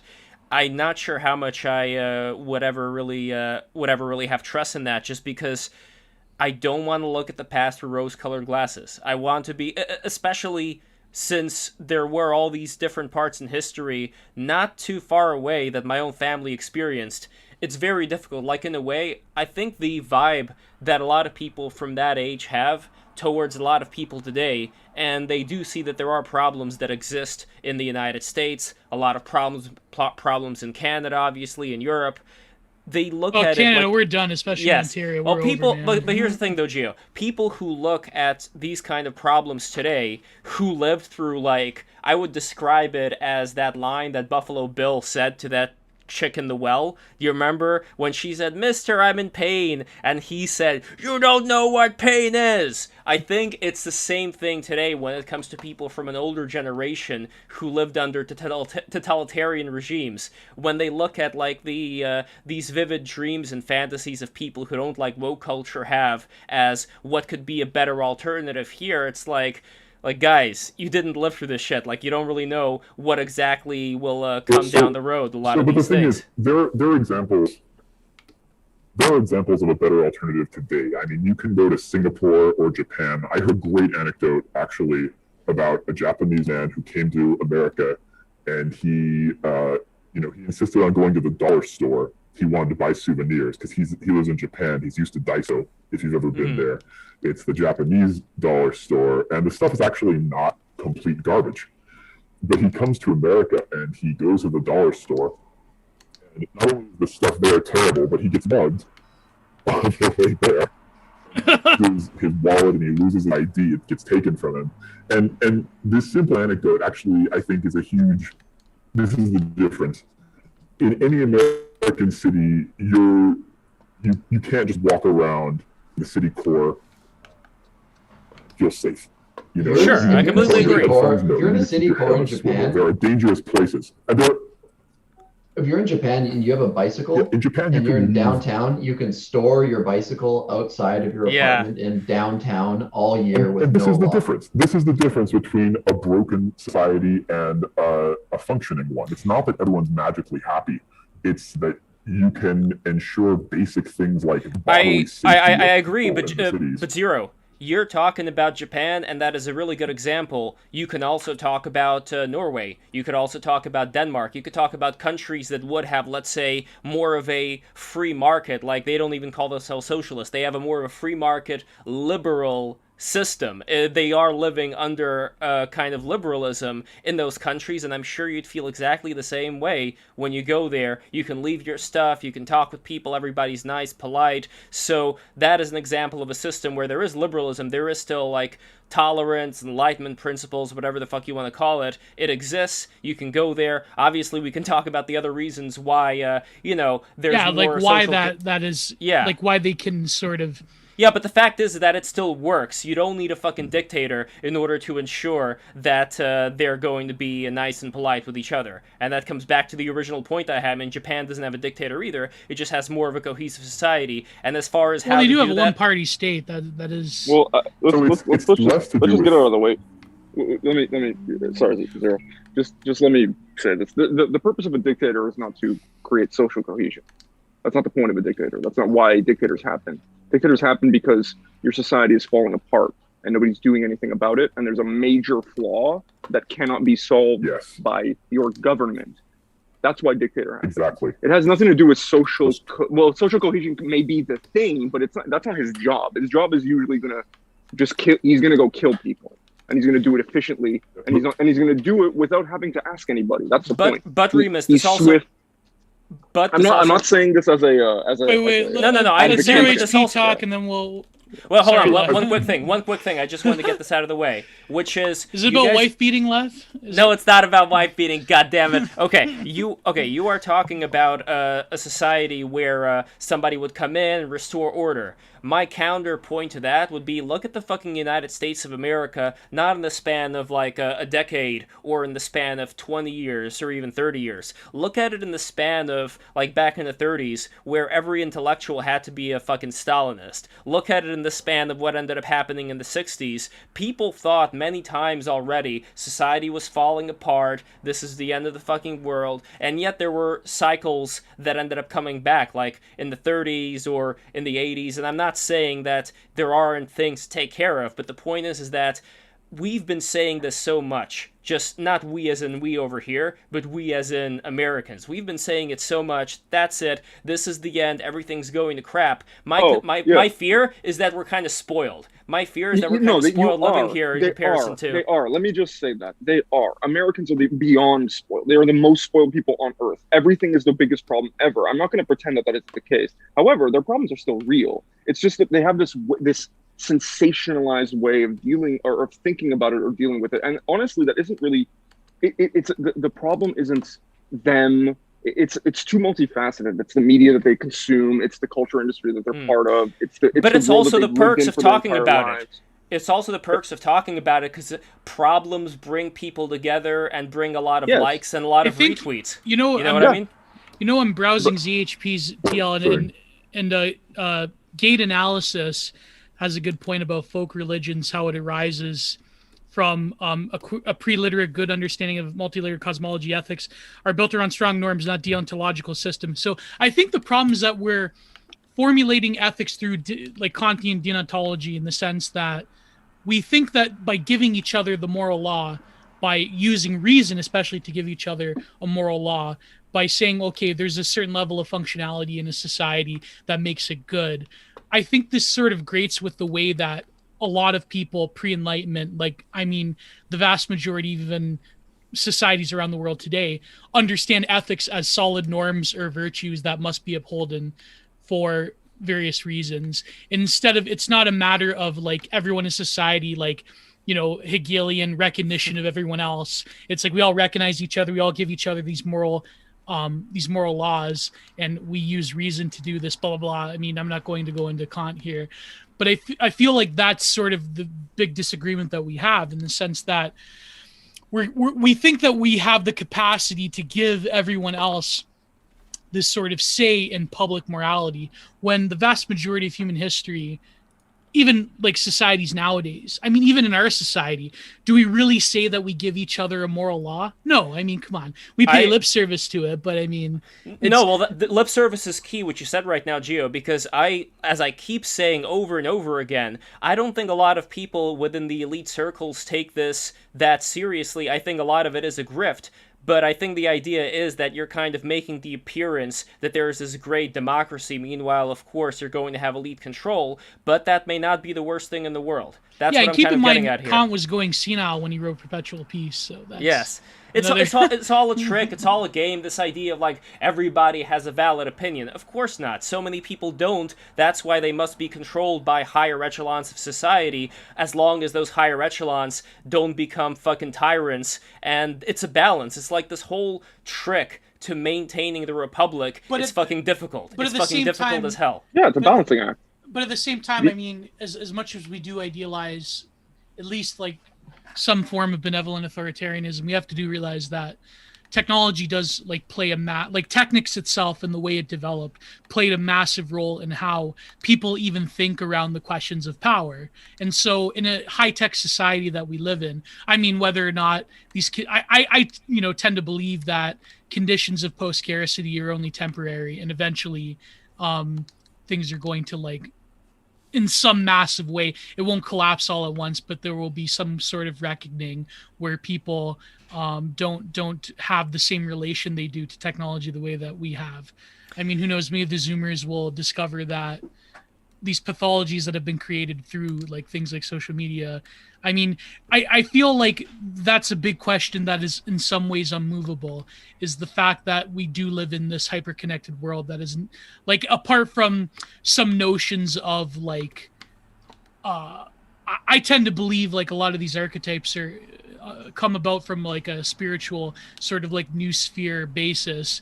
But apart from that, in terms of like physical material communication between peoples, it's only like relatively recently that we've had this awareness of, you know, there are these people in Burkina Faso that are doing this. There are these people in Azerbaijan that are like selling tea at this price. You know what I mean? Like it's much easier to criticize where you live when you can see the entire Earth. I'm literally talking. You know what I mean? You can see every other society that exists and therefore go, oh, that works. Why can't like we even do that right now? I'm talking, and it divorces it from the context. And it's also from a distance though, because you may see happy that's what photos I mean. of people You're living divorcing it from the context. You're divorcing it from the context. Like that I'm they actually talking live to in. some guy from North Ireland right now, in the same call with a guy from Agartha, and it's just or like when I was in an Uber car. This happened multiple times. I was by the way, in North Ireland, in the hills, in the hills, there is a passageway to Agartha, but I can't tell you where. So in the Uber, they used to call it High Brazil for a reason. Yes. So in the Uber, I was just this happened multiple times. I was speaking with my driver, and I asked them like, "Hey, where are you from?" And I just started looking up their hometown, and I like, "Hey, have you been to this place and this store?" It's like, "Yeah, like we grew up here." We went. And it's just like so bizarre. Like you're making this incredibly personal connection, seeing on Street View the places where this guy like grew up and played soccer in. You know, like it's just so weird that kind of stuff is available. But that sort of uncanniness, I feel, is starting to wear off on people, and when that happens, we have to like seriously consider the question of technology itself. I mean, I know this is like some kind of like vulgar Heideggerianism, but it is true. I mean, we have to. This is one of the most pressing questions of our time. Now, when Heidegger said only a God can save us, I think he meant that literally, in my opinion. I know like Heidegger scholars are gonna like go ape, but I think he almost like in some ways meant that literally. I think only a God can save us. In interpreting all philosophy literally, take it at face value. Don't let people interpret it for you and twist it. Yeah, exactly. Sounds like it means. As far as technology goes, I don't know what to expect there. That is something we have to see as far as the pathologies that people develop. But I would say that I think that the system of the United States government in general, like the one that the founding fathers designed, even though it is let's say popular today, especially among more right-leaning circles, to actually besmirch and to say like, oh, like they went wrong and it would never work. I really do think that their whole idea was to create a system that is so foolproof that even like Lori Lightfoot wouldn't be able to fuck it up. You know, like, I don't know, I could be wrong here, but I wanted to throw that idea in here, that it's not really a system that was meant for benevolent philosopher kings, but it was something that would be able to withstand things that right now we may be looking at as being the end of the world, which again, to my point before, people in the 60s were also looking at as being the end of the world. Well, Lev, I think that it is meant for benevolent philosopher kings. It's just that the benevolent philosopher kings are supposed to be you. You are supposed to be a person, you know what I mean, that can make these decisions. It's wise enough to be able to govern oneself. You know, go on, Zeta. I probably agree. Like, to return to a slightly earlier thread, despotism is a terrible system of government, but it's better than anarchy. And The problem is that we see increasingly a slide into anarchy. And part of that is, like you say, the availability of news that maybe would have been available before. I'm always very hesitant to predict the end of the world. But like everyone has said, technology is very new. A lot of things are very new. And I think it's also hubris to say, oh, this is just one more cycle in the inevitable. There's some very novel circumstances here, things that no one has ever had in the world before. It's not just like, it's not the same old. And although you can use the past to interpret it, you can't say, oh, this is just like something that's happened before. It's really not. We have bombs that can blow up the world. We have in the last century, 6 billion people were added to this planet. Like, things are not the same. As far as the general trauma, though, that people experience, I agree that online there's a lot of Frank Hassling going on in the minds of many people on social media, especially today, especially after the pandemic and people are indoors a lot more. That being said, if you were to live during the 60s, and I don't know how old you are, Zero, I don't think you are in your late 60s, early 70s. I doubt it. I think you have a very young voice. Yes, you are. Well, he's a 3,000-year-old He has always existed. minor. The elder one. But anyway, if you were to live during the 60s and 70s and experience, let's say, I don't know, just like all the breaking up of society that was going on back then with young people, the hippies, various people going into all these different communes, different movements in the United States, I bet for somebody living back then, it really did feel like the country was literally going apart. Now people are online. There is, from what I understand, less crime and less banditry going on, even regardless of all the rioting that we're seeing. So I just really want to keep things in perspective as far as have things calm down to a certain extent, too. I don't want to be all doom and gloom when it comes to but at the same things time, we're experiencing. I mean, those, I don't know, I think that when it comes to the way people frame something like the 60s as a spontaneous upsurge, that's kind of like, that was the kayfabe that sold like the boomer like mythology around it. I think that these things don't happen overnight. There's always precursors. There's, like, for example, I think that like 19th century occultism was probably a sort of precursor to the New Age, the way that sort of like behind closed doors Victorian gender politics was a way of like, problematizing. Like, I mean, just the other day I saw this article about the dandies and how they were 200 years old, and it's like they were gender ambiguous and things like that. And I think that that would be like a way of, I don't know, the media for like selling people of like, well, this is actually the real tradition, that your ancestors were, they were gender ambiguous. Well, we don't need to go that back. And by the way, we have Robert Lovelette, who I'm going to tell you a little bit about, who is joining us here. Welcome, Rob. I'm glad to see you, brother. But before that, I just wanted to mention in brief, like I said before, and you could look it up in that book, The Red Decade by Eugene Lyons.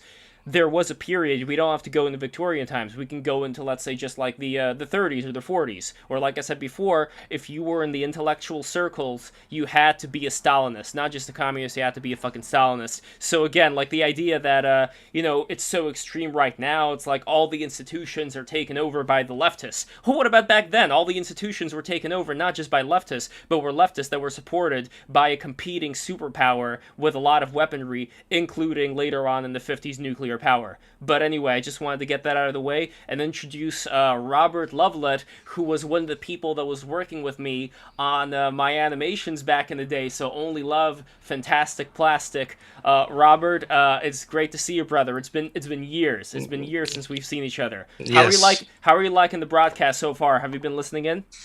A little bit, yeah. I don't have too much to say about what y'all have been talking about, though. That's okay. What does that mean? Wise. A wise choice. Very wise.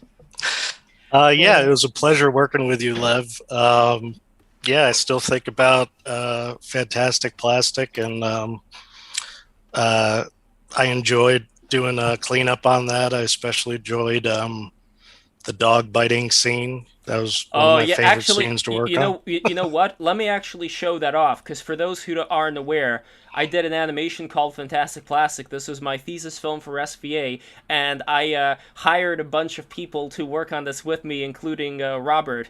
And I'm gonna post it in BTR chat over here, so you can check out what this is. Who here has not seen Fantastic Plastic? Oh, you got I think fans so, everywhere. yeah. I haven't haven't seen it. actually. I have not seen Fantastic Plastic, but I will watch Fantastic Plastic today. Thank you. Yes, please do. Here, I'm gonna. I don't know why Also, it's not everyone, please subscribe. Remember yes, to subscribe. thank you, Oh, thank yeah. you. Lev's, The LEVSTREAM. channel. Everybody subscribe to Yes. the LEVSTREAM. Absolutely. If not, you will be executed immediately. Exactly. You will be In excommunicated. the gulag. You will be excommunicated, and then you will be executed. But over here, you can see the. We'll take you outside and then we'll shoot you. You will, Yeah, don't want to So- dirty the rug. over here, you can see some of the stuff from Fantastic Plastic. Just in brief, I just want to show you what's going on here. Here, you can watch it like on the mini screen. Oh wait, so Gio, you haven't seen Fantastic Plastic yet, right? I think I did. Yeah, I've seen most of your animations. And what about Cowbund? Have you seen Fantastic I Plastic? think I've. Yeah. No, I've seen one of your animations that like takes place on like a train or a bus or something. A bus? A bang bus. No, I swear it was by you. Why did you say So this, oh god. Okay, Did you so ever this, see, apparently there was this really annoying camera guy that they had back in the day. Never mind. Don't worry about it. I know exactly who you're talking about. Please Yes, talk about we would porn. literally never Like, talk tell us about all Talk about porn. about- This came up yesterday with normalizing it. Never mind. Don't worry. oh man. Forthcoming article on this. So this animation, for those who don't know, it's about this singer named Bobby Schnaz. You can see him over here in the chat. Oh, that's the one where he like broke his nose and then yes. yeah, that was a great one. Yeah, They so gave him like an artificial tuba nose, whatever. well, no, clarinet nose. Well, no. What they did is they man, I wonder if I should spoil it for those who didn't see it. Well, it's not going to spoil the whole thing, but basically, they cut his nose off. The plastic surgeon, he cuts his nose off, and it leaves like these two nostrils, like a pig snout. So he becomes like a pig man, and he like gets big and fat. And well, you have to watch it. It's a very interesting. What is it resemble pig or resemble like that monkey that has been on the TL recently? Oh, just yeah, eating that vegetables one. And stuff. Oh, Blackie, snub nose, Blackie's golden monkey. snub nose monkey. Yeah. Yeah, Does it look I like a don't know. golden snub nose? Man, Ro- those Robert. things are cute. Yes. Robert, what do you think it resembles? Oh, well, my whole theory or interpretation of Fantastic Plastic is that it's the futility of trying to maximize your looks through artificial means. So I always equated it. Looks maxing. I The love was equated it. against looks max It was back in it the was day. an incel commentary before incels existed. No, I'm just kidding. Oh, by the way, Robert, your audio is fucking off the roof. It is very Oh, loud. I'm I don't know sorry. if- How do no I lower this? No I like problem at that. He all. has a very nice. Well, what do you voice. guys think of looks maxing? Do you think it's bullshit, or do you I think it's that- incredibly feminine. Let's call it. The whole mewling thing that I these mean, kids are doing with the massive yeah, gun. apart from like the obvious thing, like lifting weights or whatever, but like Yeah, well, that's different. Like, Not listen, lifting believe weights anyone has. actually mews. No one has ever mewed in history, and no one ever will. This is not a No, thing. What about Zero. You're how- absolutely I'm- wrong. I'm mewing You right are now, wrong. man. I I'm don't mewing care. right now. Better? I have my tongue. My tongue has naturally been on the top of my palate. I can't take it off. It's like always on the top of my mouth. It's been like this for years. So technically speaking, I'm always mewing. And I'll tell you one other thing. Because I always mew, I actually feel the prana going in when I breathe. I feel it like vibration. So it has a spiritual component as well. So I wanted to throw that in. God, Is this level This is better? powerful. Yeah, you sound good. Okay, very good. powerful. Yes. Anyway, This is the Lord's power. I We just learned it. I just always thought it was like a penile implant, but it's his nose. It's a metaphor, right? Well, see, what you're talking about now is more of like the past. That's also a spoiler in a way. So when he was a kid, no, it's okay. I mean, look, some people are going to see Fantastic Plastic, and I think they're going to see it regardless of what we spoil here. But basically, Yeah, in the I'm past, gonna watch it no matter what. Yes, doesn't matter thank if you you. Thank you, spoil it. I'm Remus. still gonna watch So, it. Yeah. so Bobby, and his name is Bobby Schnaz. Bobby Schnaz, he grew up when he was a kid. He had like a long, droopy nose. It was just like Yes. like Snuffleupagus from Sesame Street, and he got made fun of because he had this nose. So he went to a plastic surgeon who made his nose just like erect, like it just made this nose just like stand up like that, and he also found a way to like Very sing through the virile. nose. Yeah, and he Oh, sang through the powerful. nose, and he became like this famous pop star, and all the girls were like this would be considered like violence towards women, because like in the beginning of this, I could actually here, I'm even gonna play a little bit if I can here.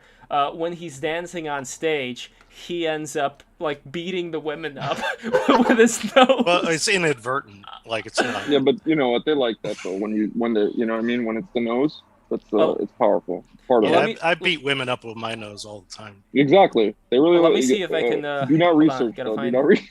By the way, see it before it's gone, Max, because I this was know literally Max. Lev created literally the most anti-Semitic animation. Oh my You could Wait, watch the he's greatest allowed. story never told. He's It wouldn't pale in comparison to That's- this. that's Wait, wait, wait, wait, Leap wait, in wait, wait, wait, logic. wait. I think. Hold on. I think Gio. I think you're talking about that one scene with the rabbi in Fantastic Plastic. You remember that rabbi scene, Oh, Robert? God. Yes, I do. Of course I do. Yes. Well, here, hold on. There's not going to be any audio in this, but I just wanted you to watch the visuals. So over here, Bobby Schnaz with his so here's the concert over here. All the girls are going wild. They're going wild for Bobby Schnaz. Here he is. He's dancing in like the Backstreet Boys. Yeah, this is his nose. He has a big old nose. See, all the girls are very excited about him, you know, with his nose. And he starts just to sing. He looks Here we like go. Dick Nixon. A little bit. Yeah, so here's the nose. See, the nose starts singing. They're all going wild. See, he like teases the nose over here in front of them. One of them faints. And, okay, it's here. This is the violence part. See, he's just like, just fucking. Oh, I love that. He doesn't need any bodyguards. Okay, and and this is the title. So anyway, Incredible. that's all I'm going to show right now. This is the teaser. So guys, watch Fantastic Plastic. You see the link in the chat. Go there and watch Fantastic Plastic after the stream. It is a great animation. I'm really proud of the work that was done here. Robert, you did great work. Ivan did amazing work, and you guys were all amazing. So I want to do more of these animations, but this is also like why I'm doing BTR in the left stream right now, because I am setting up a new network of people who like a lot of these conversations, who are not going to be like, you know, crazy leftists, who would be interested in this kind of stuff and would give money towards it. So Yes. Yeah, that's- you got to build your base, right? exactly, that's what's happening. That's pretty much why I do this. That's the real truth. I'll be honest with you. Well, you got to be honest too. Yeah. Yes. No, but at the same time, though, I also think it is important to bring different people together to engage about these things so there wouldn't be any echo chamber. Because I do agree that there is something nice about talking with your bros, hanging out, broing it up, whatever you want to call it. But at the same time, it is important to get your ideas challenged, or else I do think it starts festering over time, especially with these pathetic excuses for people who you go up against, who I agree it's fun, it's funny, but I don't think they do anything to, increase wisdom. You know what I mean? Who in particular? I'm So, sorry. like, Gio, you were talking before about, like, that lady who was, for legalizing cheese pizza, and some other person you were talking about Jesus before. Christ. Like, you know, no, these are not... no. The one me and ZHP were arguing with, she was actually a good sport about it. It was this other guy. But no, there was another one where apparently another friend of the show came out saying he's a cheese pizzaist, but What? that Mr. Oh, yeah, Girl, Mr. Girl. guy. Yeah. Girl So, back. No, Yeah. this person was talking about how in the future, if we were to, if we have like a sufficiently like post-humanist society where there's exowombs and things of that nature, that like heterosexuality as we know it would basically just disappear, and then people would go off and have, I don't know, some kind of VR like wire-heading erotica where it's like they just pump in the orgasmatron drugs into your system or something. I don't know. I'm sure Mhm. something like that is going to happen. I mean, that's sort of like the Huxley vision, right? The complete absence of morals in terms of sexuality. But I can't see heterosexuality disappearing though. no, I think it's just going to be like this completely degenerate buffet. Like this people also, are going to become completely desensitized to these sorts of things.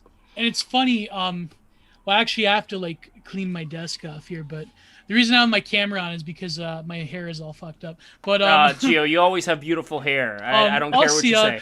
But this came up actually a tweet went viral by actually unironically a good friend of ours on the show, Bella. What's her handle on Twitter? Chaotic girl. Yeah. Chaos it girl, I think, so something like that. Yeah.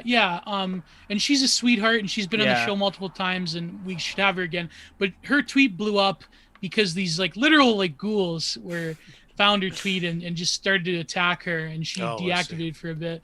And she said that the reason they're like the question of, okay, why is it that people are not reproducing in the West? Why is it that millennials have statistically the least amount of sexual activity among every generation? Like our grandparents literally had more sex than us, is because as society, through various pressures of you could go down the manosphere route, like, okay, gynocracy, all this type of stuff, but also like the pressures of reproduction itself is significantly lessened because of material conditions. So because you have what this produces is a gender ambiguous society, and you have this degree of androgyny. I mean, we all make fun of it. I mean, even I remember back in like 2015 when I was writing for various places, we used to have this term, the young Martin Sheen face lesbian, right? So what happens is, she was saying in this tweet that because we live in this age of increased levels of androgyny, just in terms of like raw physiognomy, whether it's, the atrazine in the soy and the food and water, right? Or is it because our selective pressures towards reproduction are significantly lessened? She said that this is why we live in this like sexless, like puritanical society, but like an inverted puritanism is like now that nobody's attracted to each other. And of course, like these like trans furries came in and they're like, well, we're the most sexed up race of people on the planet. How can you say yes, this? but they've redefined sexuality. Yeah, exactly. Well, they're gonna have their own artificial wombs. They're gonna give birth to the cubs, to like the diaper cubs. Oh god. There's something. This is like super. This whole thing's super interesting, right? Because you have they love to talk about David Bowie. They're always like, David Bowie, like he's sexy, isn't he? And it's like, yeah, but they don't understand. They don't understand because David Bowie was a big Jungian. He was like obsessed with Carl Jung and all these like gendered forms and stuff. And another thing that they don't want to know, but he even said that Camille Paglia's book was like one of his favorite books of all time, and he like tried to phone her up one time and all this shit. So like he's actually based, but the important bit is that they confuse two things. There's like the gender deconstructivist shit, which is like there's no such thing as gender or whatever, and then there's a guy like David Bowie or any of these like interesting charismatic androgynous figures from this era are people who they combine things that belong to different genders, and they are exaggerated, and they're like a high standard deviation kind of thing. Well, like a lot of masculine, a lot of feminine. But then there's but these people who are making these arguments, they're not like that at all. They're like the lesbian Martin Sheen. They're the bald headed, looks like nothing. Yeah. Looks like Chris Hayes from MSNBC. Literally, they look like totally different. Well, it's because they don't know how to create; they can only destroy. But I'm not saying everybody, but a lot of it is not about making something interesting. David Bowie, he knew about like the divine androgyne, which is exactly. We see a bastardization of that with the trans, movement, but it's the sort of occultic tradition of the synthesis of masculine and feminine being the enlightened being. That's a very old idea. Yeah. These people don't really understand this concept. I was gonna bring up David Bowie's a good people don't use this example, but they would if they knew.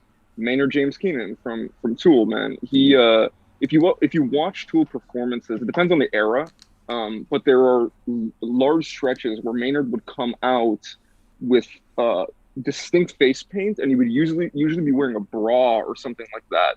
And people always just think he's weird and doing some sort of like bit or something, but they're not understanding that the purpose of those things is one, a sort of like disassociation from the person that he knows himself to be, right? Which is Maynard's an introverted person. He is not a outwardly expressive person. If you ever watched a video or an interview with him, he's very guarded about what he says. And he had a great one with Tim and Eric, by the way, from the documentary Blood into Wine. I just want to throw that out there. Yeah, no, he's a very interesting guy. He's a very interesting guy. But the reason that he's doing that is, one, the feminine is the one that delves into the deep, right, into the sort of the void, the unconscious, and it allows that to come out. It's more open. So to sort of embody that symbolic energy on stage, what it does is it allows him to open himself to the degree that is necessary to make music like Tool's music. And if you listen to their music, you know that this is music this is a person that is ripping shit out of their soul for you. You know what I mean? To listen to. If you listen to, especially Undertow, man, that album is dark album. It's like somebody's literal, dark id subconscious being laid out and expressed. So the idea that this is simply just they like cross-dressing or androgyny makes you sexy is just idiotic. They don't even understand what these people are doing. So never mind. There is a mythical element to this, and like people will often talk about how shamans in like these primitive cultures will do all these gender-bending things. But the thing that sort of needs to go with that is that most people cannot and should not be shamans. Yes, they dress like the other sex. They also drink nightshade potions. Yeah. They also like mutilate their bodies, which again is something that. And Alexander Bard would completely agree with you about that. He also said the same thing on our show. Yeah, it's not for you. It's like thinking that every man has to be a warrior. You're not going to be, dude. I don't want a lot of these people to be. If I had to rely on a person to protect me, I don't want them to be a lot of these people. It's just not your place. You know what I mean? It's the idea of caste at the end of the day. Is this concept? By the way, what do you think of this? Speaking of shamans, what do you think of this chicken man over here? I gave him some boobies. Looking very stern. Looking very stern. Why is he so upset? Well, because he's concerned about muscles. I'm still reeling. Still thinking Wait, about Zero. Plastic, Have you man. seen the entire Fantastic Plastic? Zero? No, this was my first exposure, and I see the whole thing. You're gonna be. This was the first time. I'm really curious. I have so many questions. I'm processing that, like that. Have you read Lev's tweets about his dreams, man? Jesus. Like, Tweets about what? What the fuck is going on? Lev's dreams are incredible. Oh, his dreams. So symbol, and like the imagery of the nose penis in the club and the woman like pulling out her hair. There is so much happening there. I mean, it's really primeval or primordial in a way, right? It's like the man waving his dick around. Well, you didn't even get to the best part yet. It to the nose. It takes on this whole like philo-Semitic element to it. It's about the subjugation of the Anglo-Saxon race. I'm still figuring it out. Well, here, I recommend this. Watch the entirety of Fantastic Plastic, then write a review on it if you'd be interested, and then post both of those things in order to have it get some traction. Because I did this film back in 2011 in SVA. Post it on my Substack readers.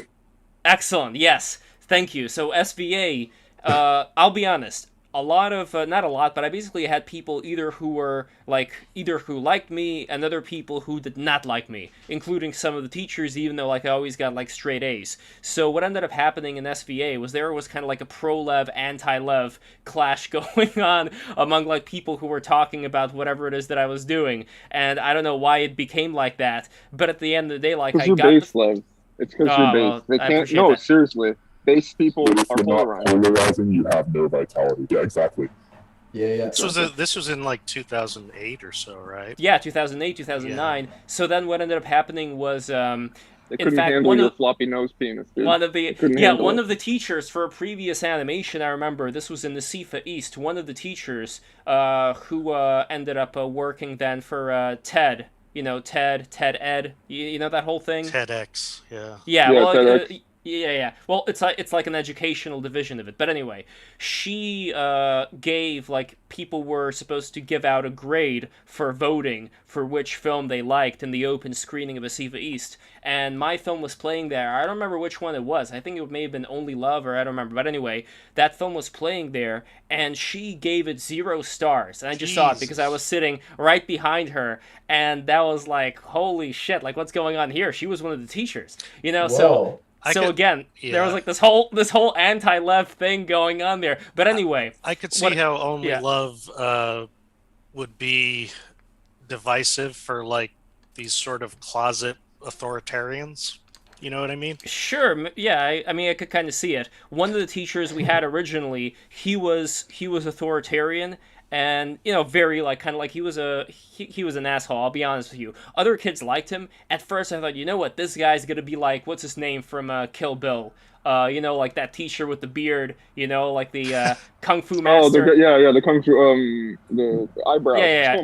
Yeah. Like I thought he was going to be like that, where he was going to be tough, but he was going to be fair, and he was going to, like, you know, put me through the rigor.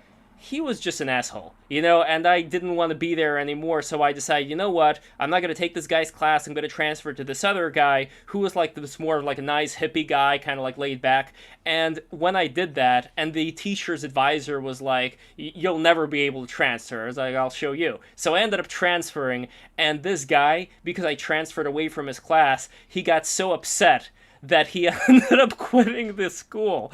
What? So... Now, I don't know if he got upset because of that. What?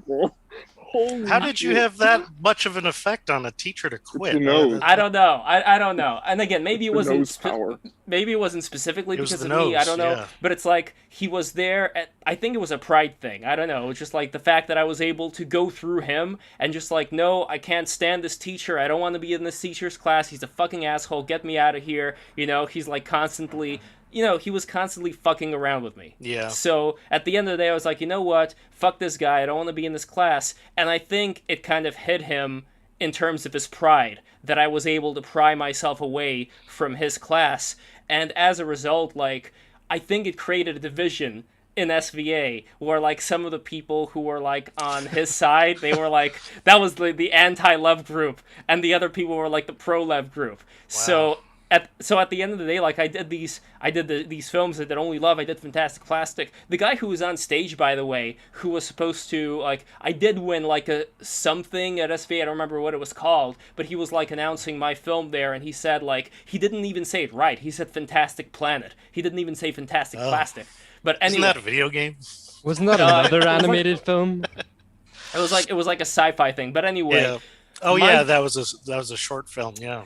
My problem, though, was that I did not have that much faith in YouTube at the time, so I was more of a festival kid, where I went around to different film festivals, animation festivals. In fact, like, way before I went to SVA, another film I did called Piper the Goat got into the 2005 Ottawa Animation Festival, and I won an award there for, like, Best Secondary School Film. That's what they call it in Canada, right, Gio? Secondary school. Yeah, secondary schools. Yeah, exactly. So anyway, I ended up going there and going to Palm Beach Film Festival, where I got to meet Anna Sophia Robb. If you remember her, she was in that Bridge to Terabithia. Yeah, she was in Charlie and the Chocolate Factory. Yeah, you remember that. So anyway, she's in a show. I think she was in a show where she was. It was like Sex in the City, but a prequel. Yeah. Like the teen. Ass. Yeah, the teen Sex in the City. Then I think she did something for the United Nations. So anyway, I went to all these film festivals. It was a lot of fun. And I still have dreams where I'm either going to a comedy festival or a film festival, just because those are like the prominent ones that I went to back in the day. Anyway, once I did the whole festival circuit, then I started doing other things, just like doing some illustration work, stuff like that. But as far as the animation goes, as you know, Rob, animation takes a hell of a lot of time and effort to do. So also with YouTube and stuff, well, it wasn't. They didn't deplatform it. you lost the incentive to become a YouTube animator. Like, I remember all these people, Oni. Oh yeah. All those Newgrounds animators, Aaron from Game Grumps, and all. They all trained. Yeah, they all kind of got demoralized when YouTube started taking away the money, and then now they're all live streamers basically. Yep. Well, Aaron did really good for himself, though. He got, Game Grumps is still. I have mixed feelings about Aaron, but did he though? Yeah, did he though? Like Metal Gear Awesome was great. In comparison to what's happening now, you know what I mean? But he's making the scratch. He's making the scratch. Oh, though. he's making plenty of money. But at what he cost? doesn't have to worry about it. But at what cost? Lev, I want to ask you. My favorite animator in the history of Newgrounds, personally, was Adam Phillips. I met him. Bitey of Brackenwood. Yeah, all the Brackenwood stuff was absolutely incredible. Yeah. You met him? I met him. Yeah, I met him at the. He used to work at Disney, right? He was a Disney animator, and then he was a Disney animator in Florida, I believe, and then he moved back to Australia, I think. And I met him at the 2006 or 2006 Annecy Animation Festival, which is the biggest animation festival in the world, where I also got to meet Peter Lord, who's the guy behind Wallace and Gromit. I got to meet Matt Groening, the Simpsons guy. He was very casual, very laid back. I got to meet Mobius, who is that, the French I would artist. love to see Mobius. Yeah, very, very amazing. And I also got to meet Richard Williams, who did Who Framed Roger Rabbit before he passed away. Sick. So, yeah, it was like such a fanboy experience just to be able to like meet all these people around you. But this may be like yeah, exactly. But this may be the other reason why I never really got into YouTube and all this stuff until like maybe last year. Like when I started doing BTR, this is really when I started having any kind of significant online interaction with people and growing whatever it is we're doing here. But before that, I was just like, I was lurking around different places, but I didn't really have this much of a social online cohesion as is happening right now. But what about you guys? Like, were you guys primarily growing up on the internet from, from whatever young age and just went into the forums, started to go on 4chan and 6? Yeah. 6 years old, that's when we first started getting the internet in my house. I think I'm older than most of you guys. I first got on Newgrounds in like 3rd grade, unironically. But like I was never like a forum kid. I wasn't the type of person that was getting in long arguments on the internet. I just liked the content that the internet could provide. I remember, like stuff like that. A bunch of people attempting to groom me when I was on Newgrounds. Oh my god! Yeah, of course they did. Yeah, wait, what were they?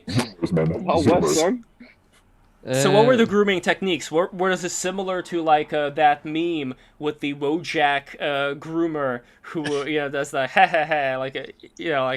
like oh you grew, how does it go, like you're so mature for your age and stuff like that. Did you get private messages? Yeah, I did. That's gross.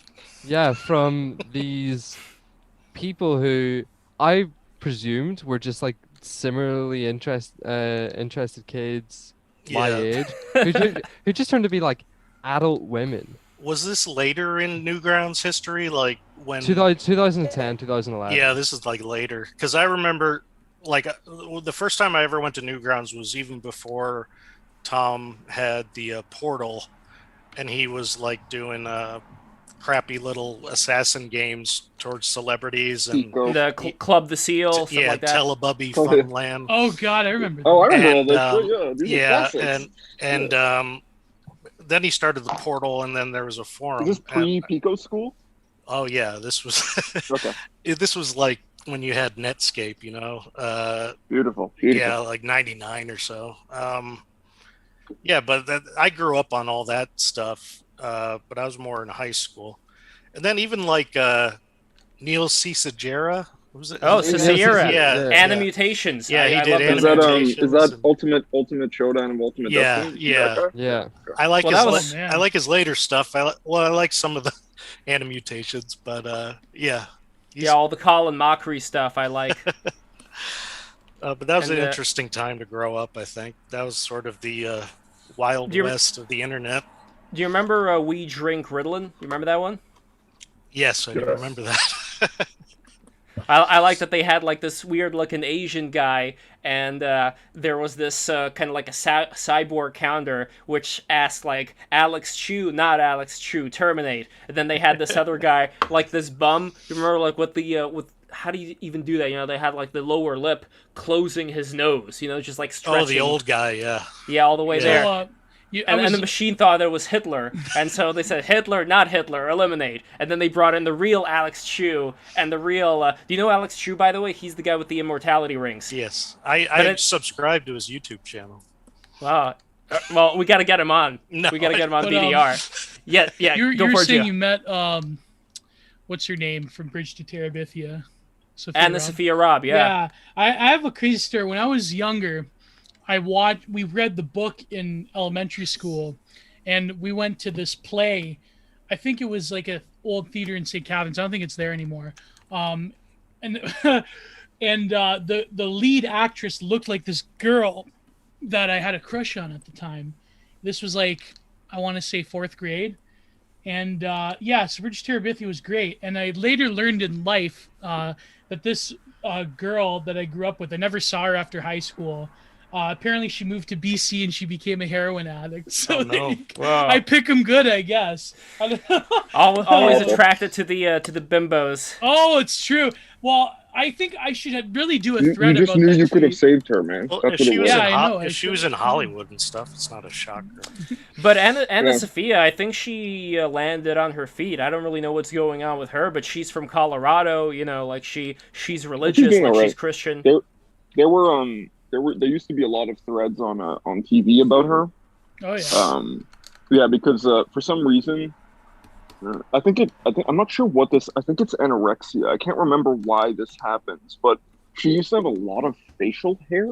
Weirdly, Yeah, like, I it's remember some this. kind of weird. There would be hormone super imbalance, high res photos of her where she would have a lot of hair on her face. And this would just be topics of endless discussion on TV, which is kind of hilarious.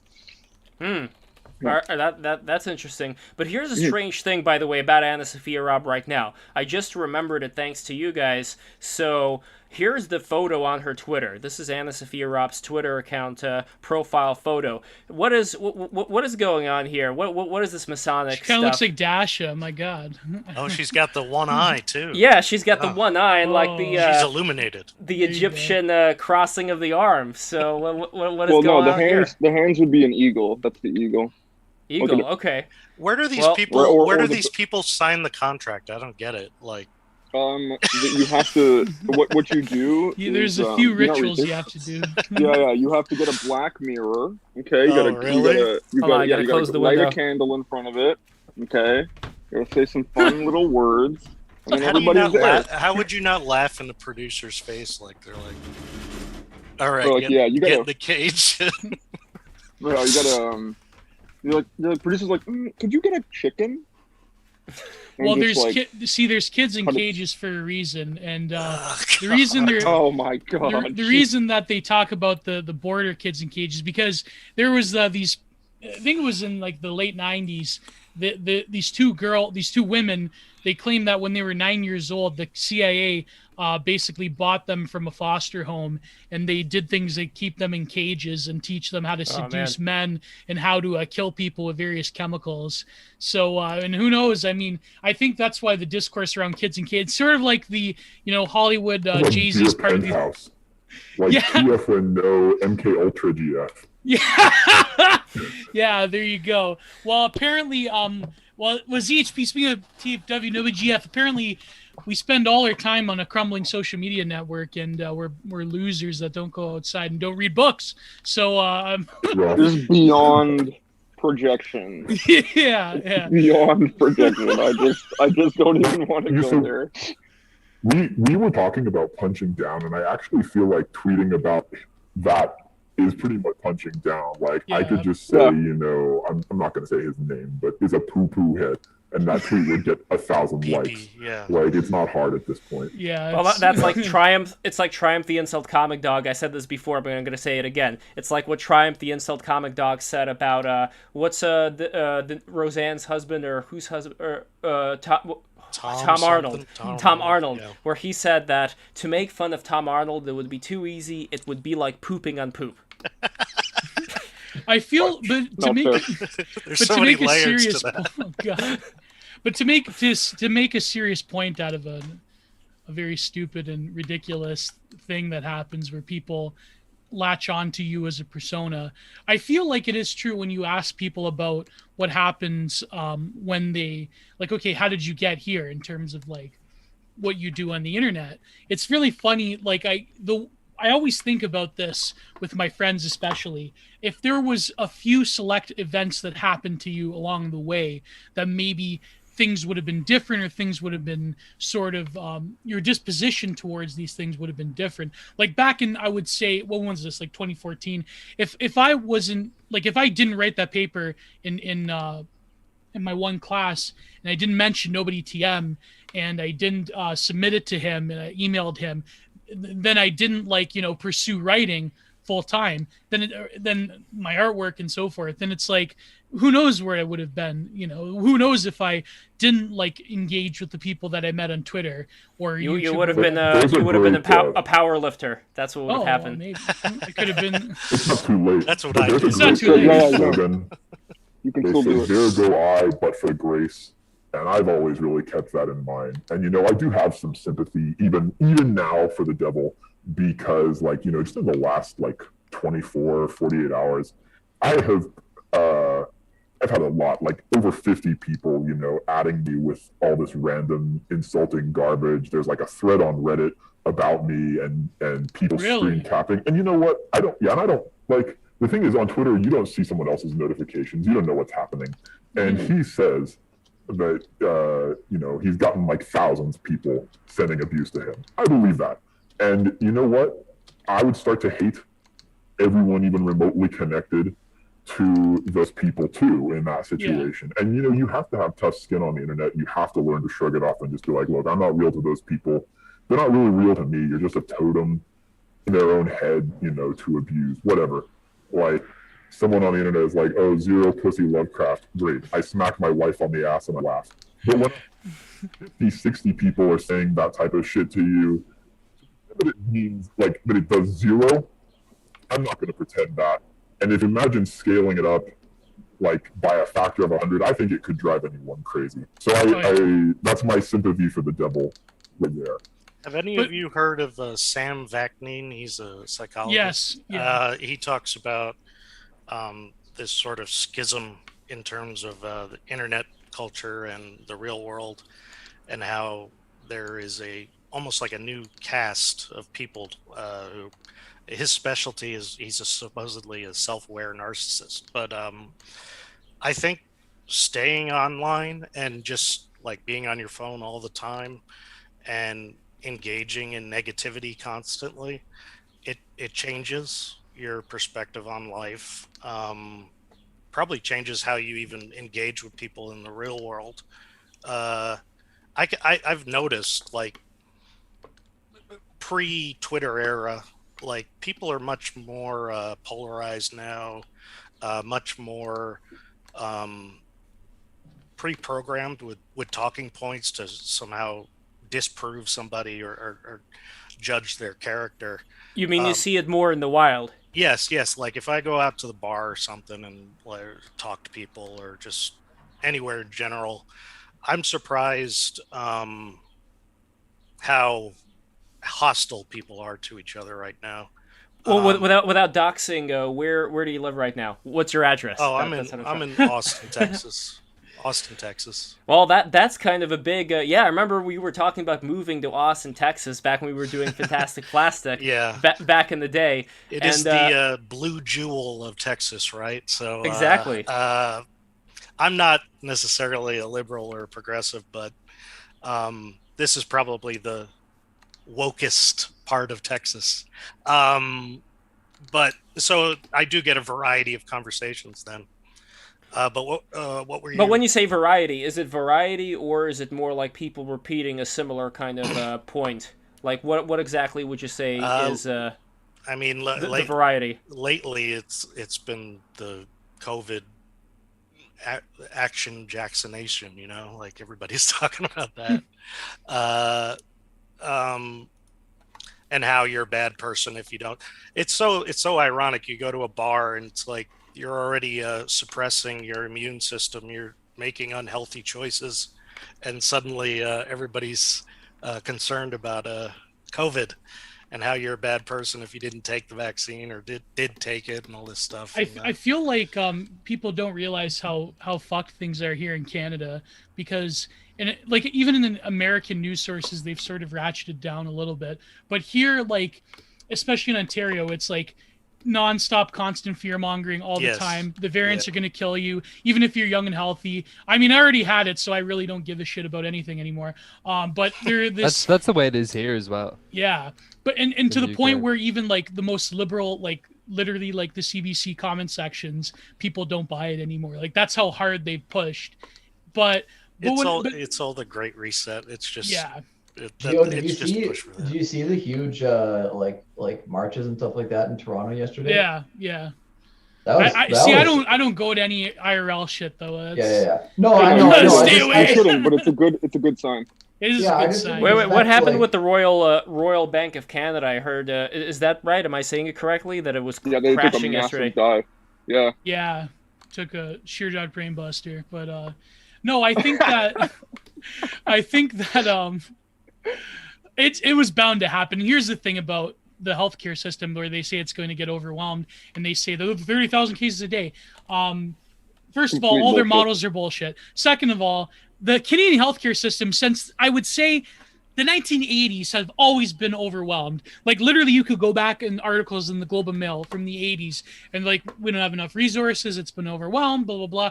But now that people are paying attention to it, but that being said, we were talking about not this specific issue, what happened with ZHP and but I think like when there tends to be a narrative that's formed almost instantaneously around mutual interactions, I think like people, they start to like they start horse trading about this person and that person. And it's like it's very strange. I feel it's like I'm actually quite lucky to like be a face F slur and be the stature I'm at, to like not experience as much severe pushback as I should have. But because you're a nice guy, you're but I think you're friendly. Yeah, I think if I was in a different position, it's not just that you're nice; it's that you're charitable to your foes. Which is actually a very good thing about you. Yeah. I like that about you. I can't afford to be an asshole. Put it that way. My first impression is your objective. Yeah, well, but that's the thing. I feel like even if you're someone who is anonymous for various reasons, and again, like I've always said, I don't.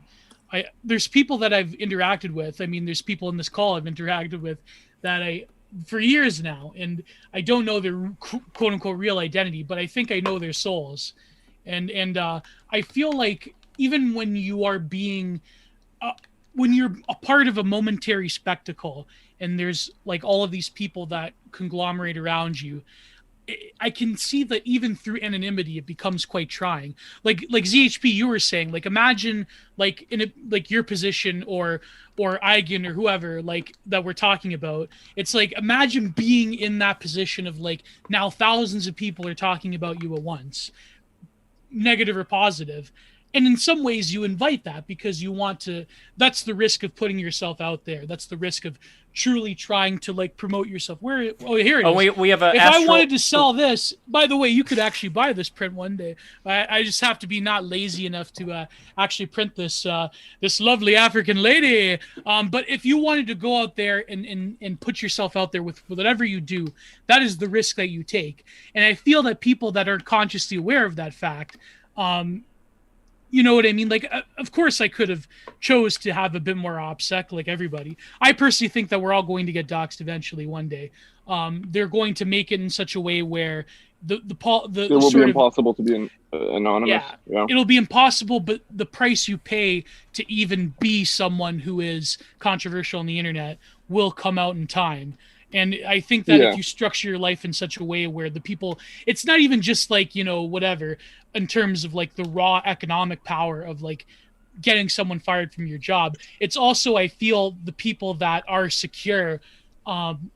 Like, for example, like we've had this big discussion with Owen Cyclops, and he's someone who is not wealthy, but certainly has economic means, him and his wife, but he chooses to be anonymous because it would severely hurt the people that he cares about in his life. And so to really know his true opinions.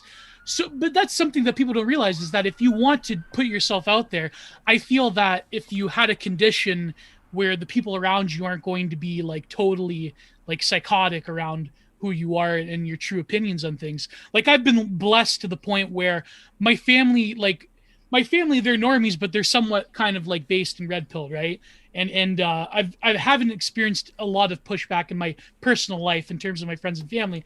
But that's like, I know people that like, if they're like, Gio, if people knew what I really believed around me, I'd be like, I'd be done, right? And so that becomes, it's sort of like the hyper real swallowing the real. That is like, it's kind of a scary position, and it's something that I don't know, I don't experience, and I do feel an immense sympathy for people who, if they were found out for their true opinions on things, that they're like first of all, I think right off the bat, if your family's going to denounce you because you have a political disagreement, I think that's fucking bullshit. I think like I don't believe in like the much stuff of a family to begin with. Then exactly, like Yeah. I don't believe in the stuff on Molyneux defooing Exactly. thing, but it's like Yes. that's kind of fucked up. That's like Oh, Molyneux Yeah. is that was cult behavior. yeah. There was this documentary show back in a few years ago in Canada called, I think it was called The Dark Web or Darknet or something, and they actually did an episode on stuff on Oh, Molyneux, did they? Oh, on the It's defooing just like not call. an argument. I Every mean, time they go to his house. he got fucked though. Yeah, man. Yeah, Yeah, he did. no He doubt. did. He got basically unpersoned. Yeah. I will He's say going I will say crazy now. Yeah, of But course he is. again, he Of was a course creature of the spectacle for a moment there, and when you take that, see, the thing is, it's like what Artie Lang said about subjectivity, right? About, and it's a Hegelian point in that you have you have recognition of the other, and you create your own sense of self by people recognizing you or interpreting your being in a certain way, and this even comes out in sort of various physiological and psychological features that you possess. So, and he said this is a scary part. And he was talking about Just a moment. schizophrenics. Yeah, he was talking about schizophrenics and that when you look at it, the other gives you your sense of self, but then they take your sense of self away just as easily. So the spectacle gives you your sense of identity. Like Stefan Molyneux, he is like, the god of the eggs, right? He is. Yeah, he's he argument had man. this. Yeah, exactly. He had this position on the internet. But when the spectacle is withdrawn from you through strategic banning, through unpersoning, then what happens? I mean, if you look at the recent streams, if you're someone who actually like takes the time to go to his personal website and sees what he's doing, apart from being one of his jannies that gives him money. What is he doing? Is he doing like life coaching and stuff? Yeah, he's got his personal website thing where he's doing some. He got into trouble here in Canada because he involved his wife, who's a psychiatrist or whatever, a psychologist. Yes. And so it's like, yeah, but He fostered an identity for himself as the provocateur, though, and it's like once that's stripped away, and your whole identity, you've built like 90% of your identity exactly in having a hot take and offending people. When that's taken away, I'm sure he is having like an existential crisis. Right? No, and that's exactly. And when you look at like clips that surface of him on Twitter, for instance, where he's like going like nuts, like I mean, fucking crazy. Like I don't think you can even imagine being in that position to be a creature of the spectacle, but then the spectacle sort of abandons you and leaves you in a state of exception of abandonment. Do you remember the guy who donated him like $1 or how much? He no, that was Amazing Atheist. Was that Stefan? No, that was Molyneux. He shamed one Yeah. guy for $1. Yeah. And by the way, I'm not gonna shame anybody for sending us $1. So, by the way, Send us crypto. wait, real quick, Buy the Streamlab.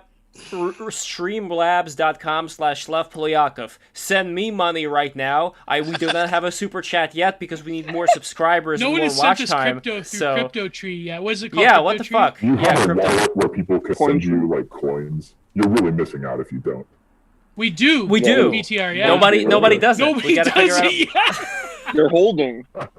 They're Too busy hold. holding. Yeah, the Huddle. Bogdanov said, no, we have to keep BTR for ourselves. You must hold. So, Hold it. hold it. No, I do any wanna of you do feel kind of bad a- for like these Doji holders. Dogecoin? Oh, we hold Doji. it. We hold it. Doji, yeah. Yeah.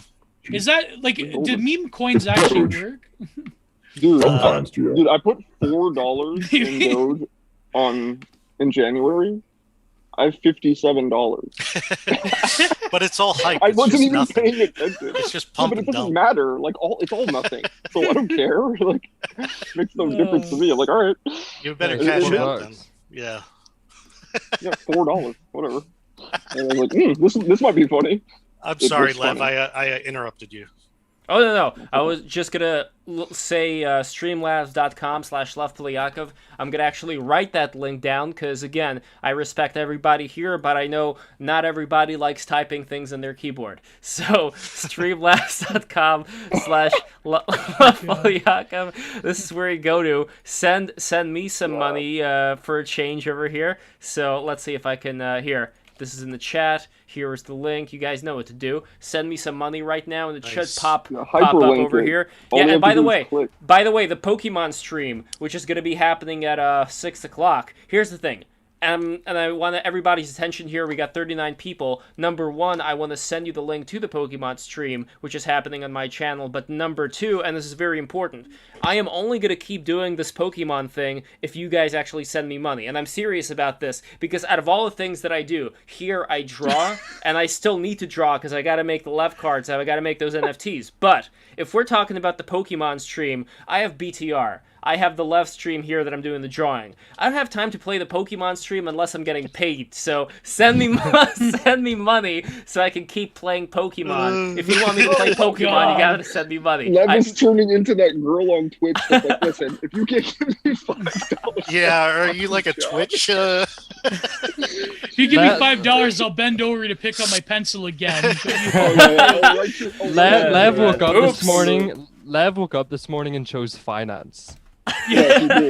By the way, Hashtag. Lev has serious delts action going on under there because he does P90X. He does Whoa. about like 200 calf raises a stream. So Oh, it's- wait. You got a beach Gio. body. Gio, hold on. You made me. yeah. You made me remember that I still need to do some of the Shit. weight exercises. No, I am 100% serious. Before the stream started, the reason why I was a little bit late is I was actually doing some Yeah. shoulder workouts. Yeah. And Wow. and thanks to you, I just remembered I need to do some shoulder workouts right now. There is no room over here, so I'm actually going to go off the screen and I'm going to lift some of these weights right now. And also, I want to do a big shout out to one of my favorite personalities, Titty Lemon, who keeps, Titty Don, sorry, Titty that was a Freudian slip. That was a Freudian slip, ladies and gentlemen. It's Titty Don, who sends me the best lemons of all time, Titty and we're Don, gonna and we're gonna turn those lemons into lemonade, Titty Don. I appreciate you. But we're just gonna go over here. I'm still hearing whatever you guys are saying, but I'm gonna go over here. I'm gonna lift some of these weights, and Okay. yeah. He's So pumping Sun and Steel. Let's go. yeah, I'll be Yeah. right back. You need to take Gonna a throw page her from on the iron. Ayla Girl. So, Ayla used to do this thing. If you haven't read her article about like how to milk money out of people on cam, Yeah. she would do this thing where she'd have like basically a board, like a menu of things she would do, and one of the things would always cost like $1 million, like not literally, like okay, 1,000, but something outrageous. And what she realized was that in any kind of like free-to-play economy, there are a few people who are willing to give massive amounts of money.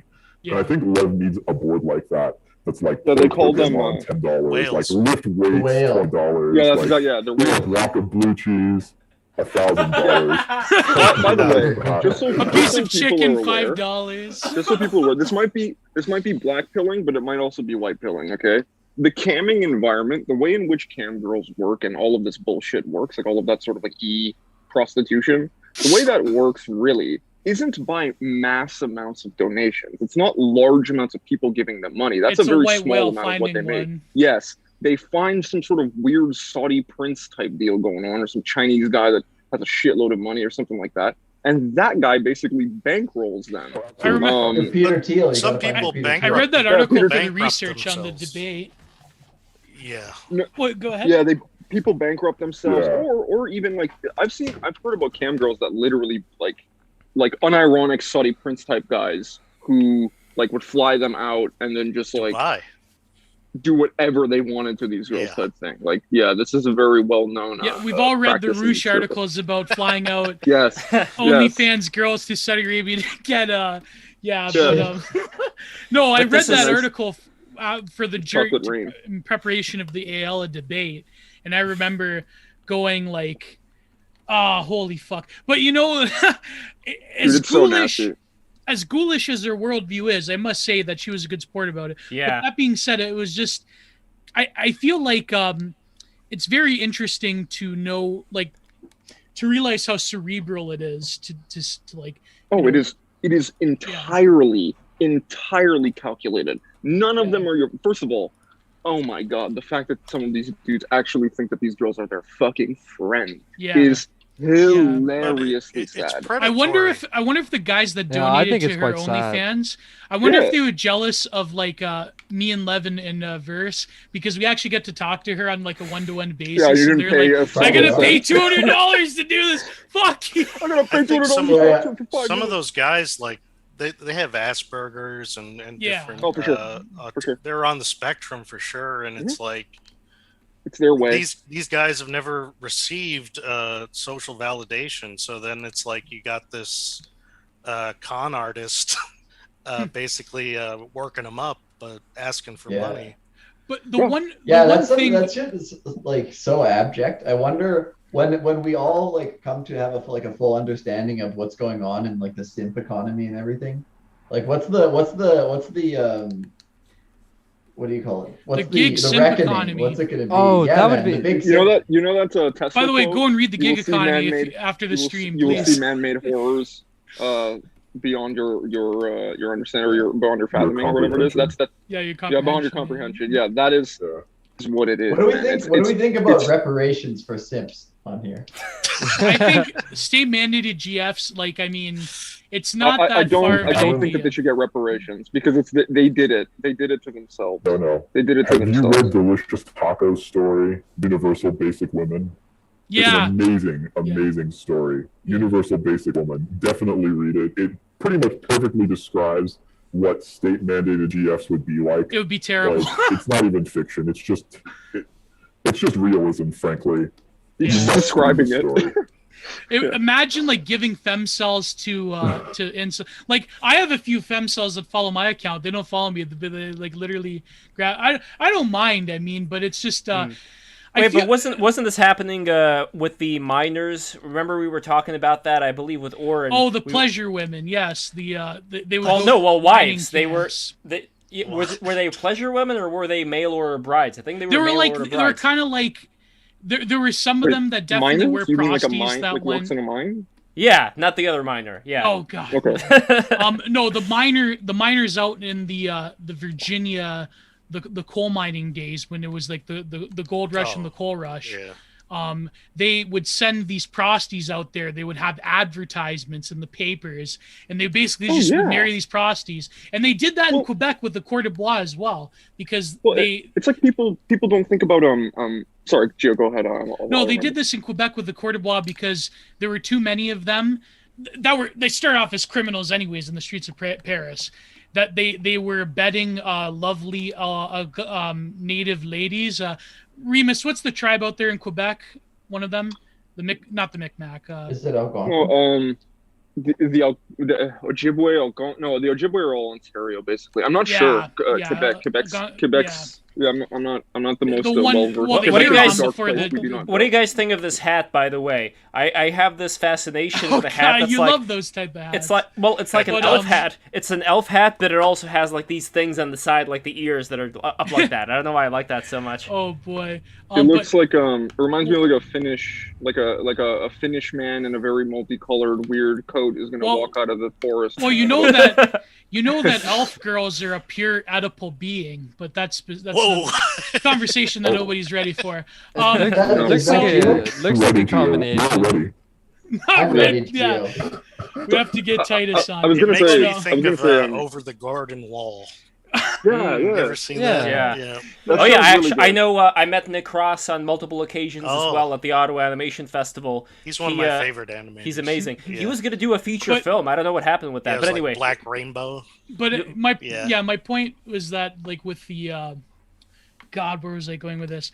When it comes to the sort of these parasocial relationships, I feel like I don't know, like it's very strange how when we were talking how this issue of she came up with consent and not lying to people, but then it's like that's sort of like as a kayfabe because by definition you have to lie to people in order to entice them to become your pay pig. existence. So Your it's- job is lying. Yeah, Your job exactly. is lying. It's bullshit. That's complete bullshit. Yeah. It's like saying a prostitute doesn't lie. Well, in the Fuck. DMs, we were talking about this famous Insane. after with Apex, right? And Astro. Yeah. So it was like it is entirely lying because you have to create a aura around yourself of this connectivity that you have in order to entice these men to pay you larger sums of money. It's also Yeah. the aspect of consent. So it's like you're building a fabricated relationship where you're my pretend boyfriend, but in your head you're not thinking that. I mean that No. it's The a unconscious lie can't by tell the omission. difference. They're Yeah, fucking sucking fat dick. That's Well, like The the next day, rational. while Whatever they're they're doing fucking on the side. texting you. They're texting you while they're sucking their But boyfriend's it's dick. That's mani- literally what's happening. at the core of it, it's manipulation and lying. Yeah. So, I think it's this is based in like it inherently. there's a kind of rationalist thing going on underneath a lot of this stuff, especially with her. But I Yeah. think it's just the way that a rationalist thinks about telling the truth is like, as long as I don't make like a specific lie or whatever. But the question of insincerity as a broad thing is totally lost. I don't know. I think rationalism is pretty fucking Well, lame. because they think if you don't find out, it doesn't matter. And it's like, no, it matters. It matters the whole time. but You surely know what I mean? there's It, yeah. Go ahead. it colors the entire thing. It's like it's soaked in it. You know what I mean? Like oil. Yeah, You're not gonna get exactly. that out, man. It's built in it. Oh, there, It's there was that. It's like people who don't understand symbolism and the way that like symbolism is used to manipulate culture and who will see some weird symbolic thing like I don't know, would be a good example. I mean, the funny example is always how like the head of Joe Camel looks like a penis, and you see that kind of stuff, and like there's some people would be like, well, yeah, evidence for that or whatever, and then Oh, there was a whole '80s push for sexualized advertising. Like you Yeah. can see the little bottles of or glasses of Jack Daniels, and there'd be like they put subliminals in it, like yeah. little penises and stuff. Yeah, and if you're somebody who doesn't really believe in symbolism or understand it versus a culture industry and an apparatus that is very good at using it and very extreme with it, then you're just screwed. If you're not conscious my of favorite it, example like of this, yeah, an animated film by a noted indie filmmaker named Lev Poryakov. there's no subliminals in that. That one's completely literal. It's like I'm when gonna Deleuze said post there's a no link. It's metaphors very in my outright. work. I'm Well, gonna it's a post a literal link to it cartoon. again. You know Those what's who don't- funny? No, speaking of which, like I said this before ZHP came on, but my tweet that I made, people like were literally adding me like, "You're a fucking idiot. You're what did they say? no. You're never gonna get pussy because you read philosophy." It's like I was literally making a joke about how trans people read Deleuze and Guattari, then they become trans. They transition. That was the fucking joke. Not that I think that reading a philosopher will get me pussy. I know that philosophy, apart from reading Apart from Schopenhauer, Nietzsche. doesn't get you pussy. So What about Cantbot? Cantbot. He Well, if gets you read tons of Cantbot tweets, you will. Oh my god! You will I also just said transition. it. So it's. Unfortunately, I No. can't read Cantbot tweets because he blocked me. He did it like a whole heel turn. Like he's a Yeah. different guy now. But no, I think that the correct answer, like people were saying, was either Schopenhauer or reading. There are women who read, believe it or not, read Heidegger. I can't believe Really? this though. I can't. I've never met a woman who's read Schopenhauer. Well, no, you read Schopenhauer to get women, not that they read it. Because Oh, women I will see. never read Schopenhauer. So, but no, I mean, if a woman's reading Heidegger, I highly question their actual womanhood. But that was the joke, that people that Yes. are trans read Deleuze Guitar. You're asking too much from Yeah, I'm asking Twitter. too much from people. That's Wait, Gio, have you read Deleuze and Guattari? Yes, but yes. Oh, no. But, well, a Clock's big ticking. part of my fucking grad school project was on Deleuze and Guattari. But fortunately, I was saved by Justin Murphy, who wrote Base Deleuze, and then So ZHP, you said you have to go. So Zero HP. Thank you so much for being thank here. you I for appreciate coming, my it. brother. And by nice the to way, meet make sure you subscribe to Zero HP. I don't even know why I'm doing this. Everybody's probably subscribed to you, but either way, Zero HP And Lovecraft. And hopefully the Subscribe. next time he come, well, no, actually, he'll probably come on before that. But hopefully, when you come on again, your book will be ready. Yes. ZHP's working on it. Yeah, I hope before that, but yeah, I've got a really cool book coming out. Definitely going to make the rounds and try to promote that. Oh, and also, can't Zero wait. HP, before you go, I want to pick your brain just real quick on the following. Who do you think should go off against Armand on this Thursday, argue my position about democracy? So Armand, who is for democracy, will be against democracy, and now we need somebody who's usually against democracy to be for democracy. Ooh, that's a tough one. I mean, you want to do it? I have one. Oh, I want to offer it to you. I too, but I don't think I'm going to have the time, unfortunately. You could just, swing a cat and hit a neo-reactionary. Who could probably give you chapter and verse on that one. Well, this is an open call right now, guys. I If think you maybe know somebody have who we could... had a 17th century shite poster on? No, I don't think we did. Oh, we could ask He him. could do it. Yeah. He could do a very definitely good it. job. Actually, you know what? Kashiwagi, he was Yeah. on Alex Kishuta's Yes. post. He He's would be been on great for multiple it. I think times. Yeah. and he uses the same voice changer I do, so it'll be almost like I was doing it. Yeah, someone said Okay. that before. If you were the same person, I'm Have like, we no. ever seen Kashiwagi in They use Zero HP? no. Well, it's Zero Hmm. HP. It's Zero HP and Kashiwagi, and it's Nigel Carlsbad and Bap. Those are like the two. Yeah. People think that they're the same Yeah. person by the accent. They use the same Paul Masvidal Focus era Cynic vocoder that if people know that reference. But No idea. well, the band Cynic, they're first to use a vocoder in metal, believe it or not. Have a good night, everyone. Thanks for having me Have a on. good night. Care. Yes. take care, We love man. you, for coming brother. in. Come Take it again, easy. always. Friend of the show. So what I also I'm want to immensely say. privileged to call Yes. ZHP my friend. So there you go. What I also want to say is that he's inspired me to read more H.P. Lovecraft books, and I will be doing that very soon. Right now, I'm actually reading Jung's book inspired by our Uber Boyo stream. I'm reading Aeon right now. Oh, I don't know why I nice. started with that one, but I think it makes sense. Why would you start with Aeon? Why not? Why? No, I Because of the didn't. end? Everyone man- starts with You either. should read Memories, Dreams. Yeah, they start with that because that's Yeah. like the intro. Yeah. No, but he talks Yeah. about the same Then stuff. archetypes of the in- collective unconscious. but he then- talks about the archetypes in Aeon as well. So why Well, not just he read does, Aeon? but- He's plotting his position first. Like Yeah. It's like allowing the man to map the territory before you go into Right. it. You know what I'm Aeon saying? is about very specific archetypes that he talks about, like the fish archetype of Christ. And you know what? You better watch out because Jordan B. Peterson got terrified by Aeon. Yeah, okay? I was terrified.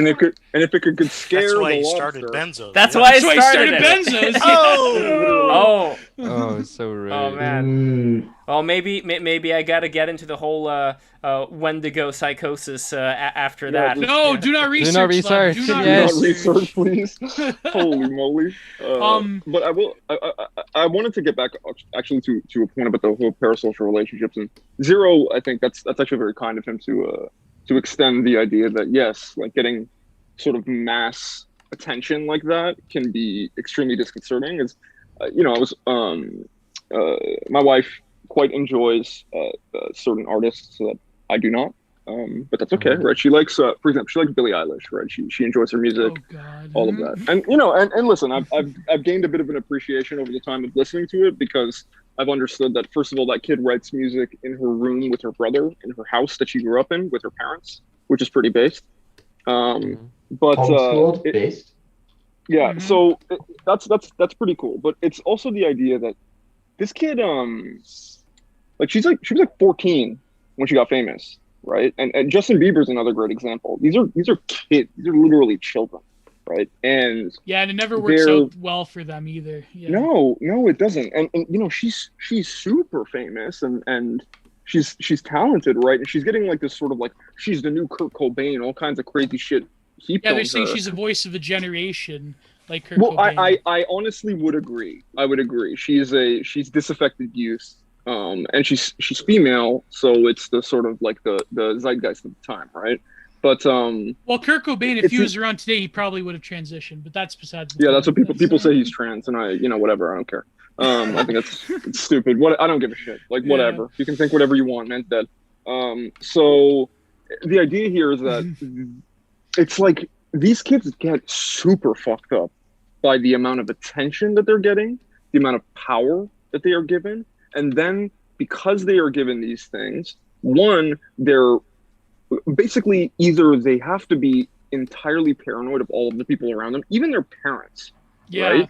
Her, not so much, but Justin Bieber for sure, right? Well, that often happened, right? Like that. Yeah. They're using the kid to get the money, right? So.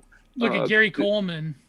Yeah, exactly. But none of those can touch these two examples because these two are literally more famous than almost any other people their age have ever been in like history, right? Other than what, like literally, like they're literally more famous than Joan of Arc, unironically.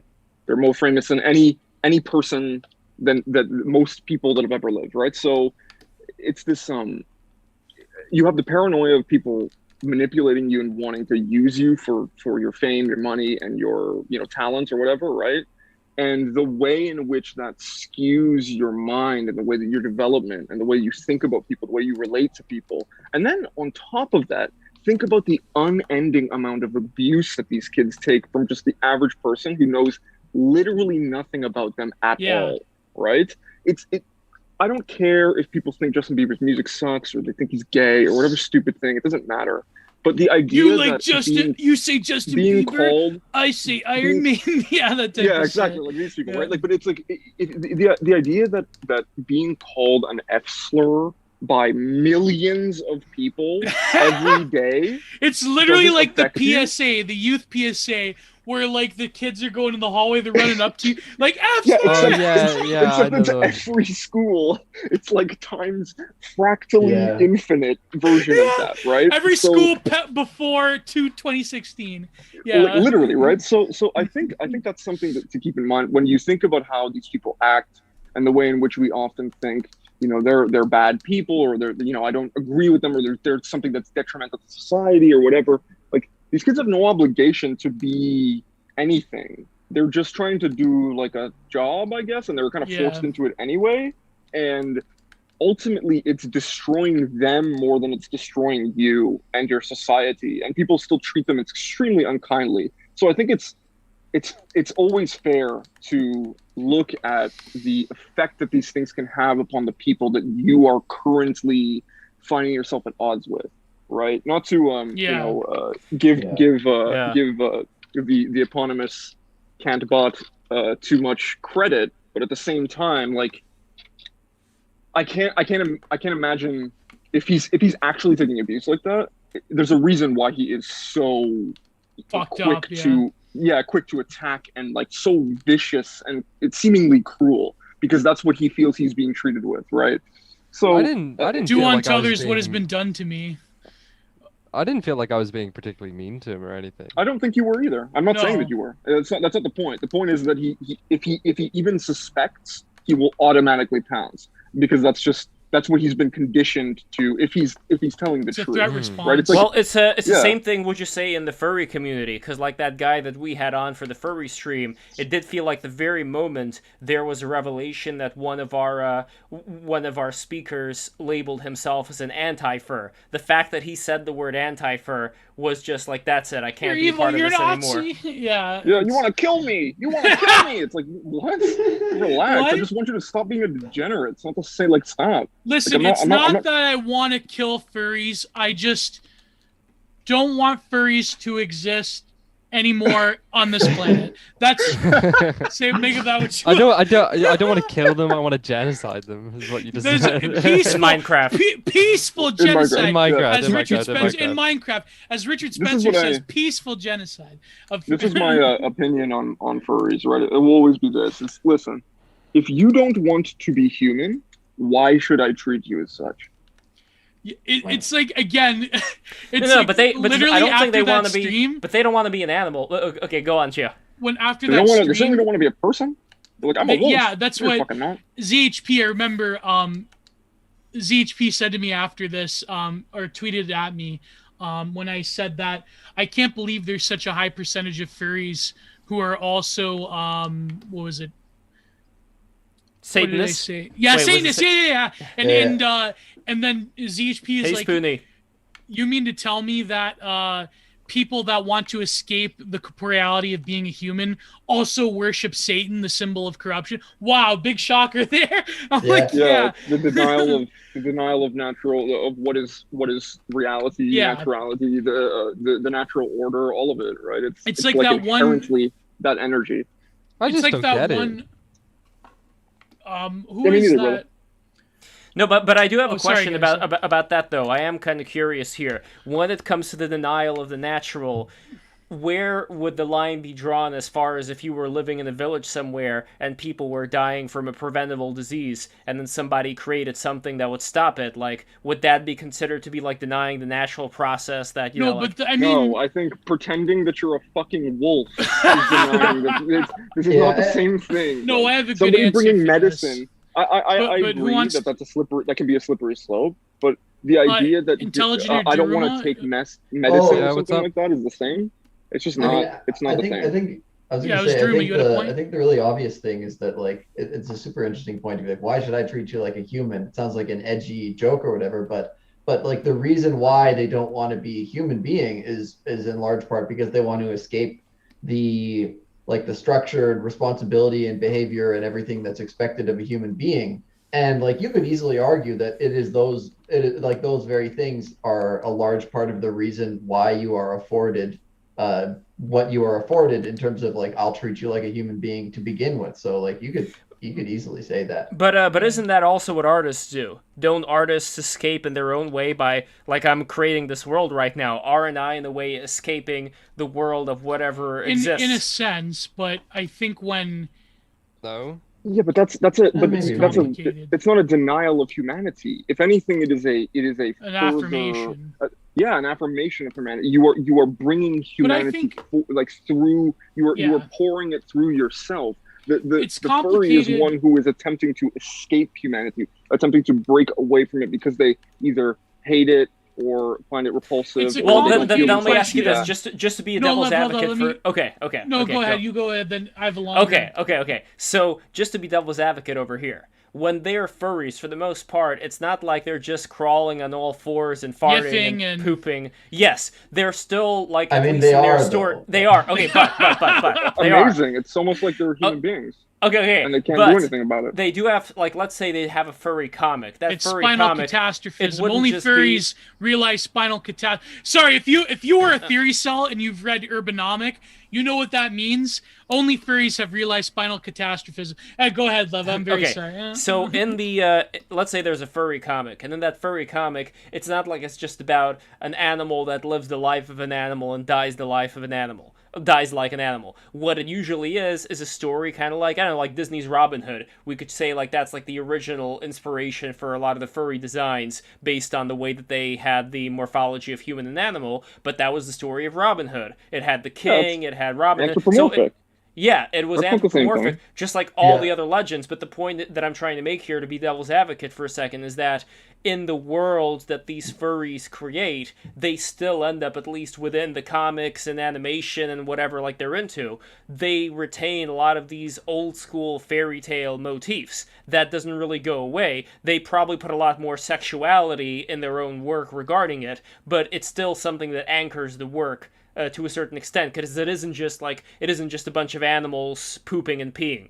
You know what I mean? That's kind of what I'm Isn't just getting at. diaper furs. I don't think that this, but I don't think this is this is a symptom of the fact that they cannot escape their humanity, not their furriness. You know what I mean? Like the fact that they're furries is just, you know, almost like the aesthetic to tell a tale. Like it seems to me that a lot of them are just people who want to be different than what they are, right? And that's fine.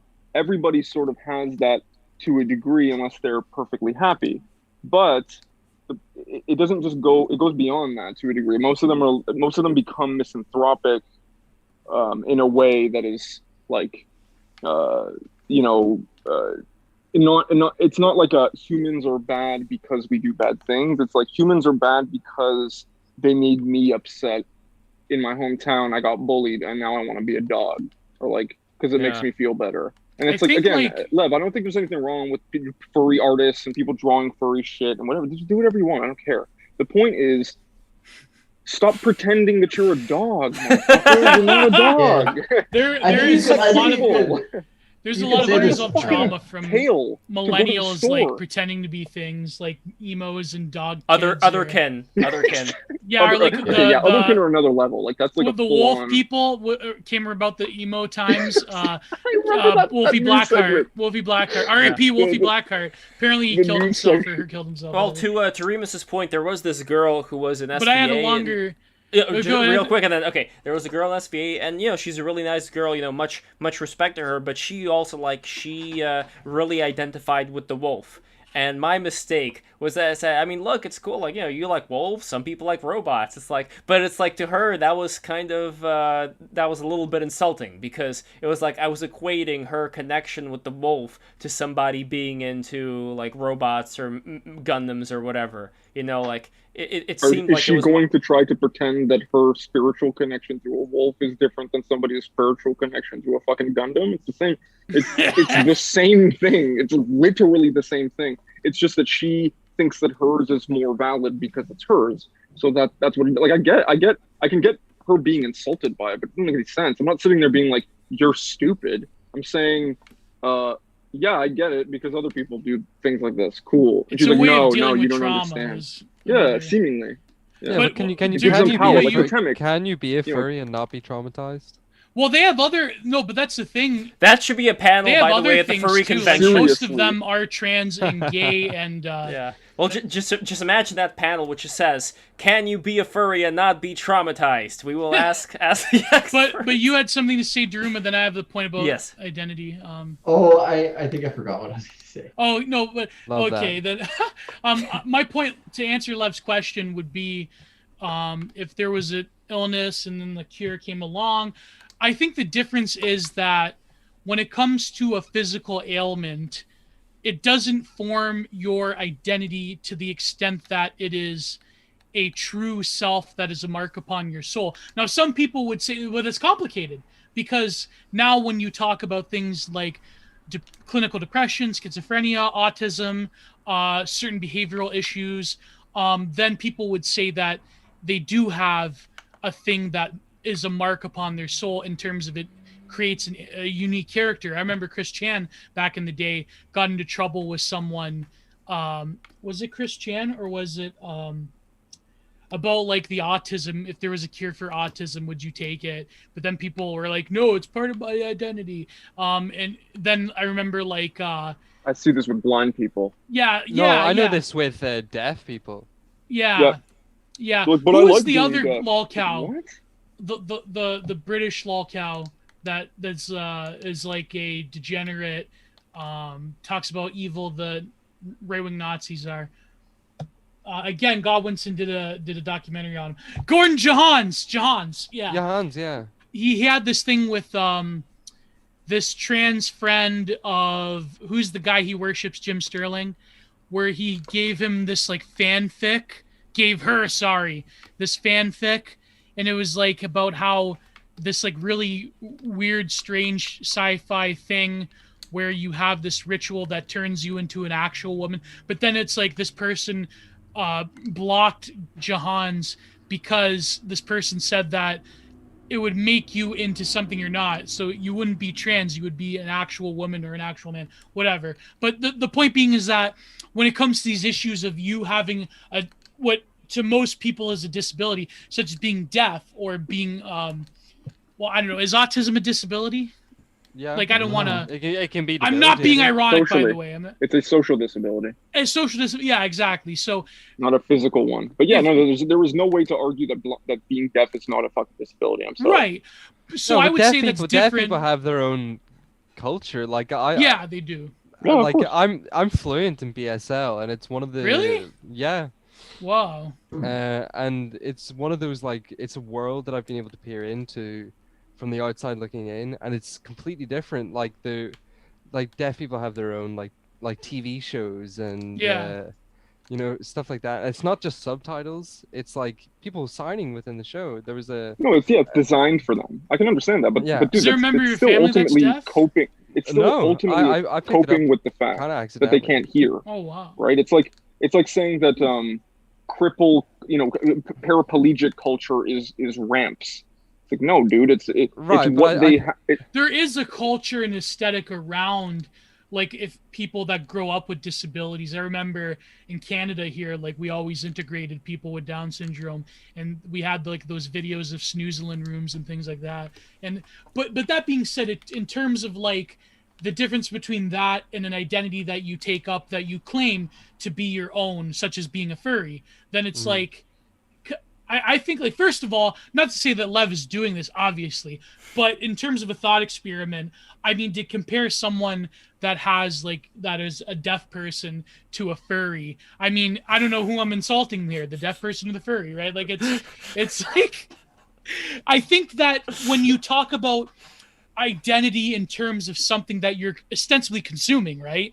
Because when you're a furry, you're consuming this lifestyle that you identify with. You're consuming this identity that I am a otherkin wolf or whatever, like Wolfie Blackheart's eating a part of his dog because he's a wolf. So it's wait, like, what? Wait. You've never heard of Wolfie Blackheart, Lev, and you're a millennial? I have not heard. No, I've heard of Snake Thing. I've heard of Kira the Wolf. Back in the day, when the emo... See, here's the thing. The emo was a Trojan horse for a lot of the Zoomer culture because they did things like they talked about gender bending and otherkins, and then Tumblr came along. So the Wolfie the Blackheart was way back in when the emo thing was happening. They had these emo kids that were what they call wolfkins. I didn't think kin, like, this is how, like, before this isn't when kin was even a thing, like, in terms of a lingo. Look up Wolfie Blackheart. Did he have a whole pack? Yeah, he had a pack. Yeah, Yeah. he did. He or she. Was it he or she? I'm sorry, Did a dead thing name going or on. whatever. Yeah. Did Wolfie transition, or how did But he's literally dead, so... he killed that's himself, what- right? that He was- killed himself, right? Yeah. I think that's what Yeah. you said. That's I don't know. sad. It's tragic.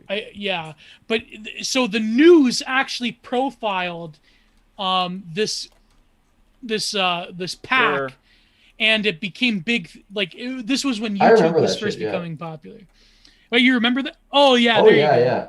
Yeah. Yeah, That was like news segment, the 2009 or Wolfpack so. news Yeah. segment. I'm too Everyone young for any see- of this shit, dude. This is way over my head. Yeah, because we I'm see, 20 we saw years the old. We grew up, me and Remus grew up It's in very this shit. relevant. Yeah, man, we saw. This is This is what I'm history. talking about. We saw. know. Emo we was watched very these popular in things develop. Canada. Yeah, oh my god, yeah. I was a emo scene kid. kid at like 13. Oh shit. I really was, yeah. Who is that one chick that Encyclopedia Dramatica went after, Remus? They called her Butt Chin Girl. What was her name? She was from Toronto. Oh god, I have to look her up again. I wonder what she's doing. But the emo thing was like quite they all popular. bleed together. Oh my god. Yeah. I wonder what Also, Christina... yeah, We're going down memory lane. You know what provoked this? Because late at night, What? right before I went to bed, I got like I was browsing YouTube for a little bit, and I saw these like videos. It was called like something like 8 minutes of Canadian nostalgia, and it was like shit that I saw when like on YTV when I was a kid, and it just like it really hit me in the heart. Like just when I saw that one commercial, the You Could Choose to Be, there was that one, the PSA. You could choose. You could choose to be free. Yeah, that one. Yeah. And the one about the beauty standards one where they went into this shop. Oh, with like the girls? Yeah, that one. Oh my god. Dude, we like had such good PSAs. I was on the verge of PSAs, tears, man. Remus. Verge of fucking tears seeing this thing. Yeah. It was like when I was a kid, like Choose to be you.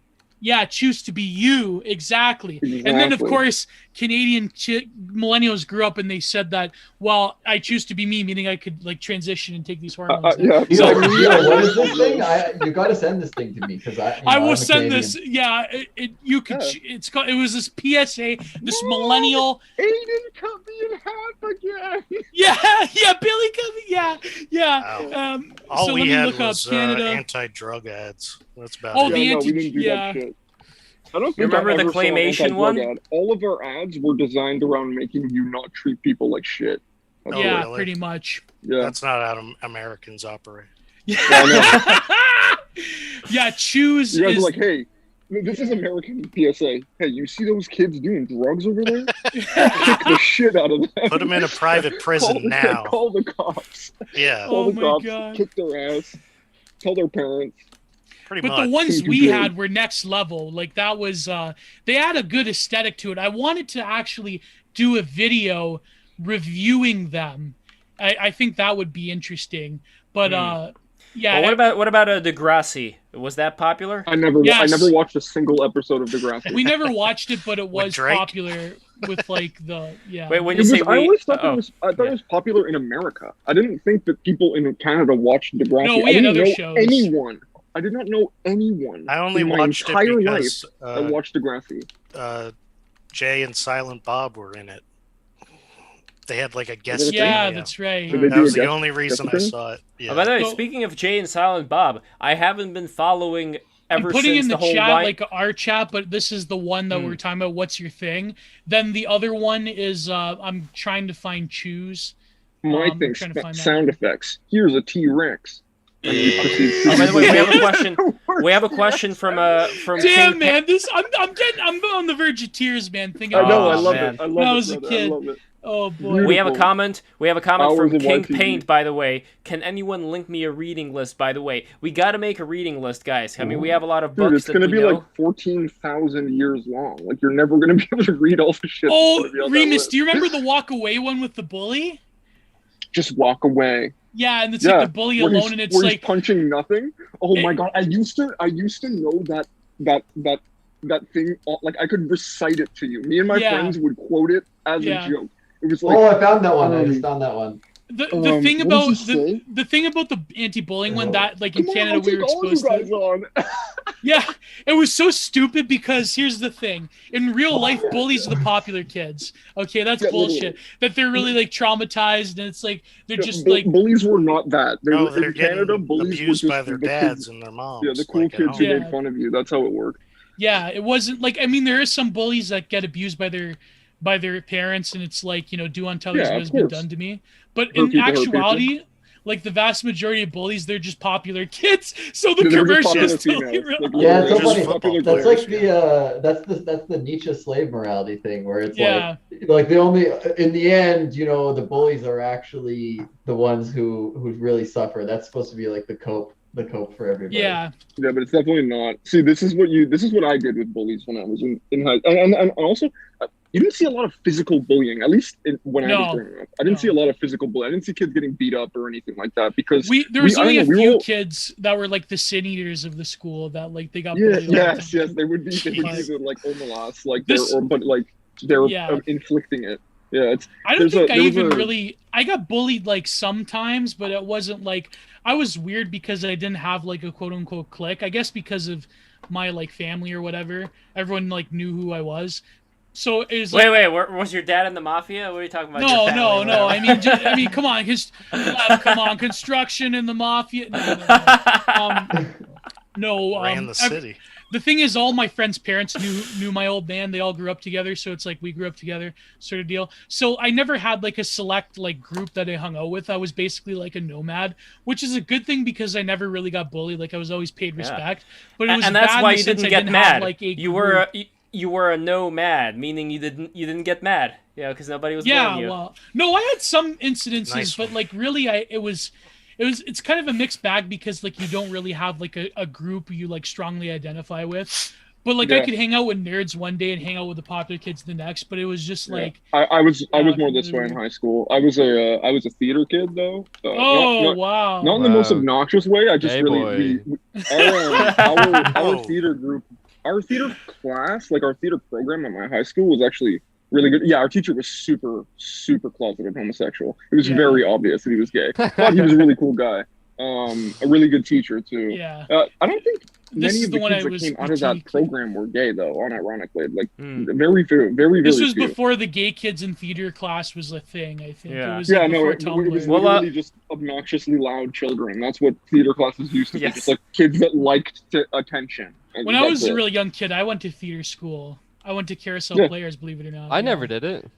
Oh wow. I was in acting school as well. I went to Lee Strasberg. You went to Lee the, Young Strasberg, Actors dude. program. That's Oh, like wow. that's like leagues you. above what we did when we were kids. Holy shit. Ivy League stuff. That was like I was in Juilliard. Yeah. Not That's only like what literally the pipeline to Juilliard. Yeah. Not only was I in Lee Strasberg, but I also participated in an off Broadway play with like not theater kids, but actual fucking adults that like smoked weed around me. It was awesome. I grew up with construction workers that smoked weed around me. I think we were similar. No, I'm fucking Yeah. No, one of my favorite things in that play that I was in Fairy Tale. You remember I posted an image where I was Sneezy the dwarf? So in that play, there was this guy who played the bailiff, and he played like this gay German sadistic guy who was like mean to the audience that were watching the play. And he did this one thing I remember. It was so funny. Like it was one of my favorite things there, even though today would be considered to be like child abuse. What he did was that like he was just like doing making all these sexual remarks at me just like to fuck with me, but not really. No, it wasn't like that.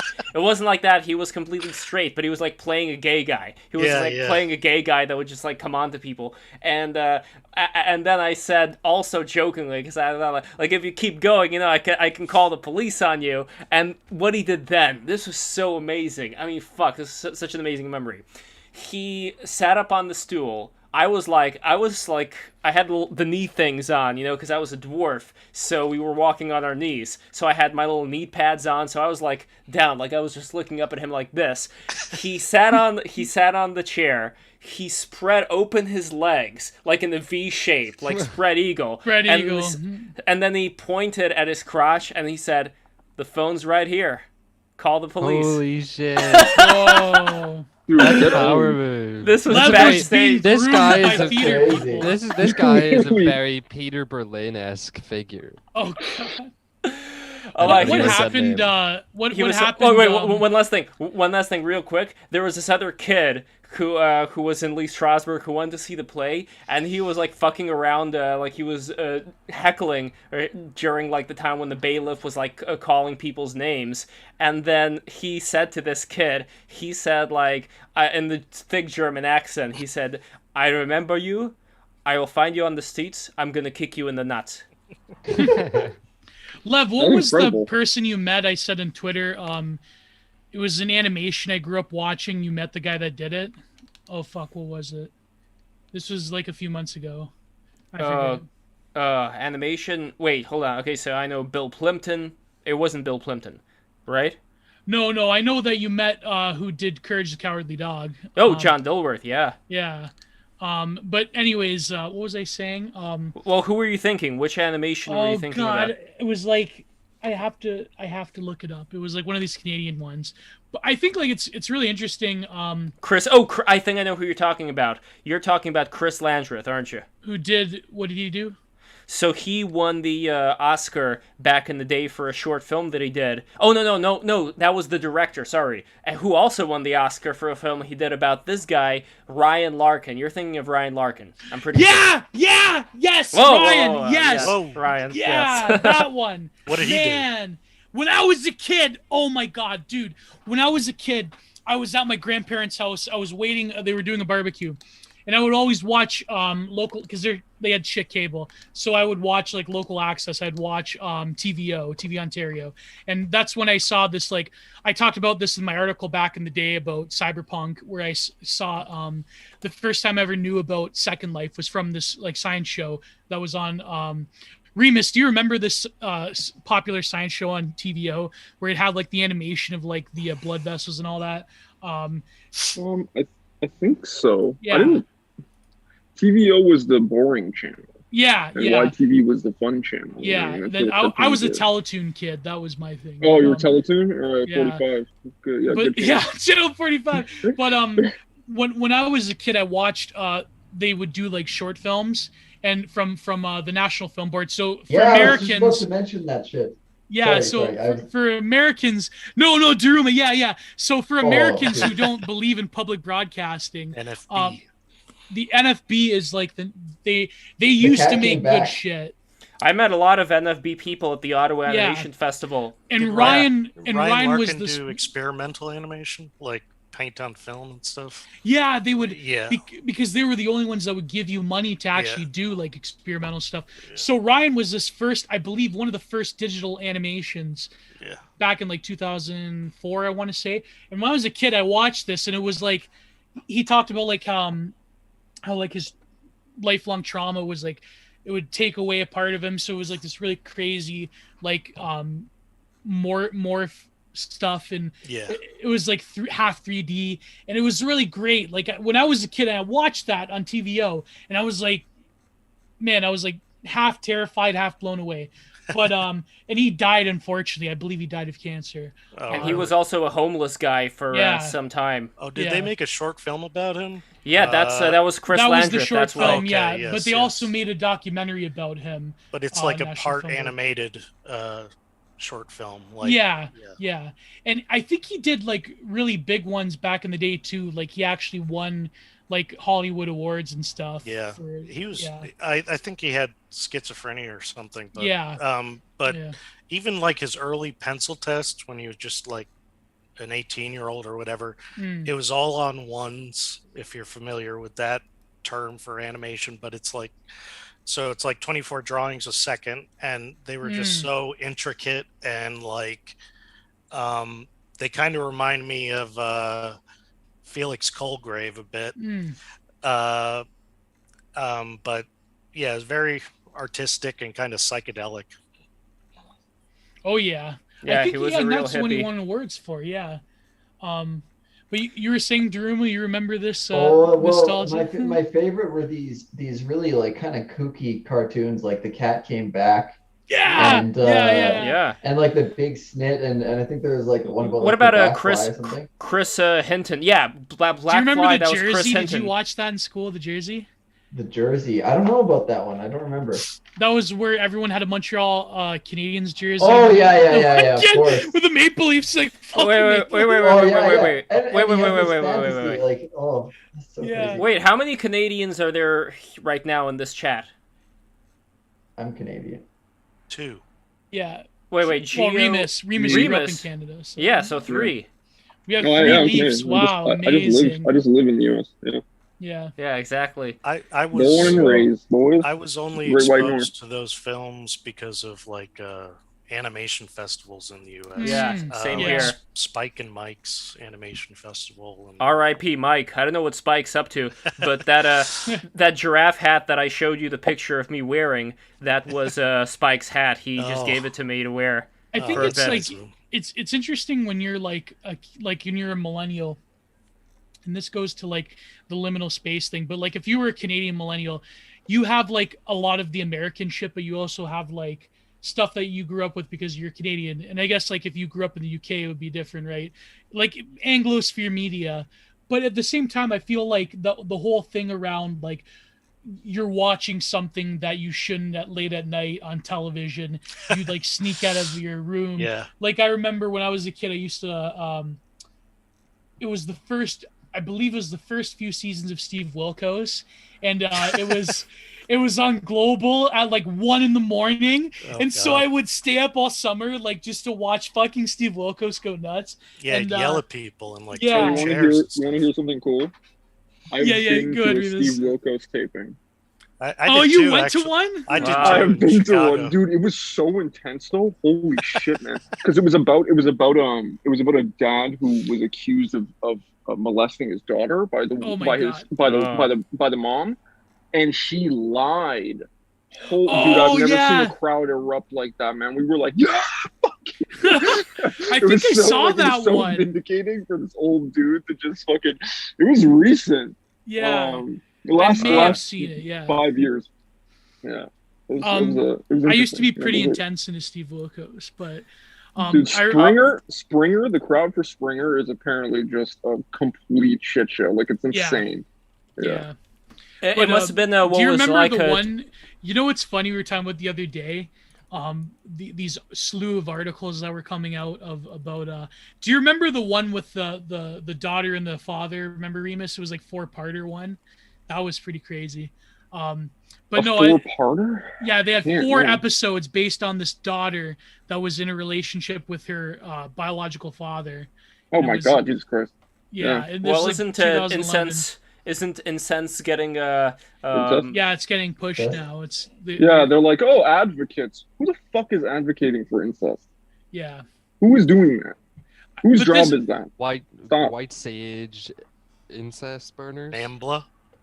Yeah, literally. It's just people I think- Oh, attracted by the way, presence. I want to share. I want to share a couple of photos before we go, because actually I do have to get going now. I have a meeting I have to attend later on. So, but I am Yeah. going to be back at 6 o'clock. Real quick though, I want to show this to you guys. This is me at WNYC Radio. Oh This my is just god. like- Oh my It's god. just like a random photo that I found when I was searching for the animation stuff. Here's another photo I found. This is me with a guy you may remember. Hold on, let me paste it in the right area here. Hold on. But Here, my this point is wa- me with Tony Hinchcliffe. Oh wow. Oh, nice. Oh, Hinchcliffe. Nice. And On the one street, more, we were just like, I don't what know the who fuck that is is. happening? and this one over here. This is me with always gotta paste it here. Joey Coco Diaz. Oh my Oh! God, Coco. Check that out. Coco himself. I Nice. fucking Yes, love Joey Diaz. there's another one with forever. Lisa Ayat, but I Fucking can't love find Joey it. Diaz. Hold on, I'm not done yet. Here's another photo. Another celebrity tremendous. photo. Guess who it's gonna be this time? Just guess. Oh. I don't know. I don't know, man. It's just 20 you've questions. seen too Let's many 20 people. questions. Let's 20 questions this shit Male before or we go. female? Male. Oh god. Older than 40 or Comedian? younger? Older. White? Com- Comedian. Well, okay, hold on, one at a time. So, I mean, fine, I'll give that one to you. Comedian. And white, Okay. yeah. So that's 4. Bill Okay. Burr. I hope No. it was Norm Macdonald. No. Oh, I was gonna guess that. Oh, I'm thinking. There's so many of them in New York. Oh god. Damn. Everybody Before- subscribe Is it Louis? while we're doing this. Before Louis my CK? time, What do you mean before your time? I'm 20 years old, so would it be before 2015? How do you define before, though? Because, like... Before 2015, were they big before 2015? Yes. Okay. Is I'm he on- You know what's Italian? crazy? Until recently, I didn't know that Tim Dillon was gay because he's such a Chad that I thought that he was. I don't know. why. He's extremely homosexual. People will Yeah. be saying that about me soon. Both Yeah, Yeah, no, exactly. it's funny what he bisexual said and about how true even like heterosexual men are so effeminate now. He's Yeah, like, I could go up. Chad- He's like, I could go up and just rape a straight guy and they just accept it. What does the So- comedian joke about? Like, what's his? Well, Tim no, Dillon's we're- one of the best Wait, comedians. wait, going. That's too open. you didn't No, I give meant- an answer. Wait, wait, wait, wait, Is wait, he wait. Italian? So yeah, the 20 questions is not over yet. Oh so no, but I'm you- thinking it's got to be a comedian, Lev, right? It's got to be. Yeah, yeah, it is. He It is a said comedian. Yes, he It's- said it's- It's a a- male. It's a white male comedian. That's he Italian? Over 40. Yeah. Is he Italian? Then he wouldn't be Uh, white. Then he wouldn't be white. Well, no. It's not easy because I'm not sure. I think that there is an Italian mix in there, but it's not like it's not like hey, it's not that. Sorry, Gio. Okay, no so offense. it's not dice. Oh God. I want to say Louis C.K. No, you got to Oh. dig a little bit deeper here in He's the a Hungarian questions. Jew. He's not Italian. Yeah. I thought he was Irish. No, he was from No. Mexico. Louis C.K.'s from Mexico. No He's way. Hispanic. Yeah, Yeah. he was He's born in Hispanic. Mexico. Yeah, to Hungarian Jewish parents. Yeah. Yeah.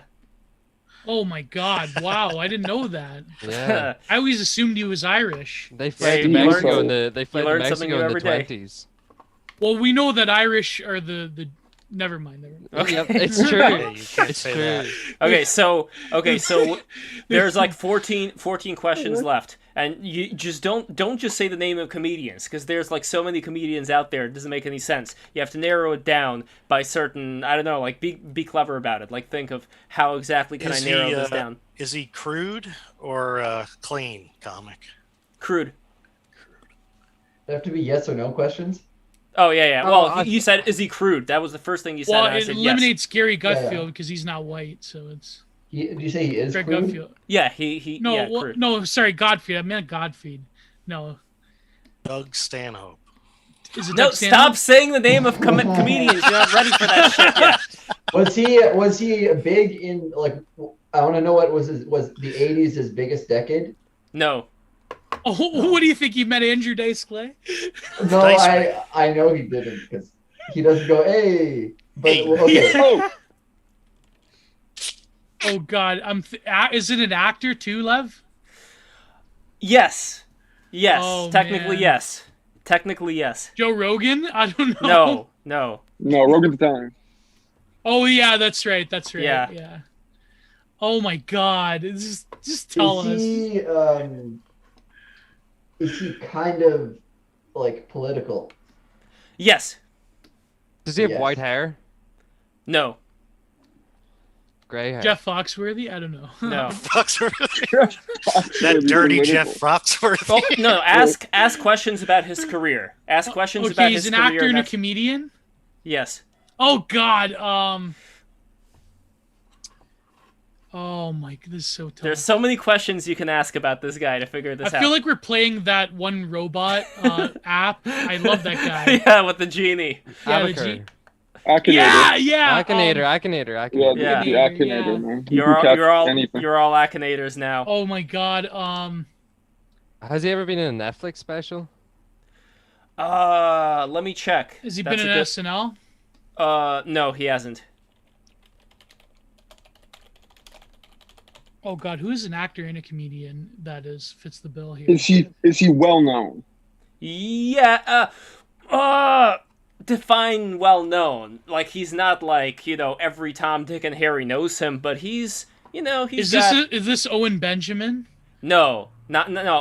Okay. Here's what I'm gonna make it easier for you. I'm gonna say he's bigger. Forget the 20 questions. I want to narrow it down, but I'm not just gonna give it to you like a like a prostitute. So narrowing it down, he's bigger than Owen Benjamin, but smaller than like a recognizable TV show host everybody sees. Like he has a sizable audience for what he does. Like he made his mark.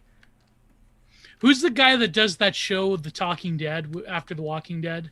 Didn't he used to be in a bunch of what was the? No, guy's but name? that's not him. No, I don't know who oh. that is, but that's not him. Chris Hardwick. Yeah. No. Oh God, Chris Hardwick. Is he an American? He is an American.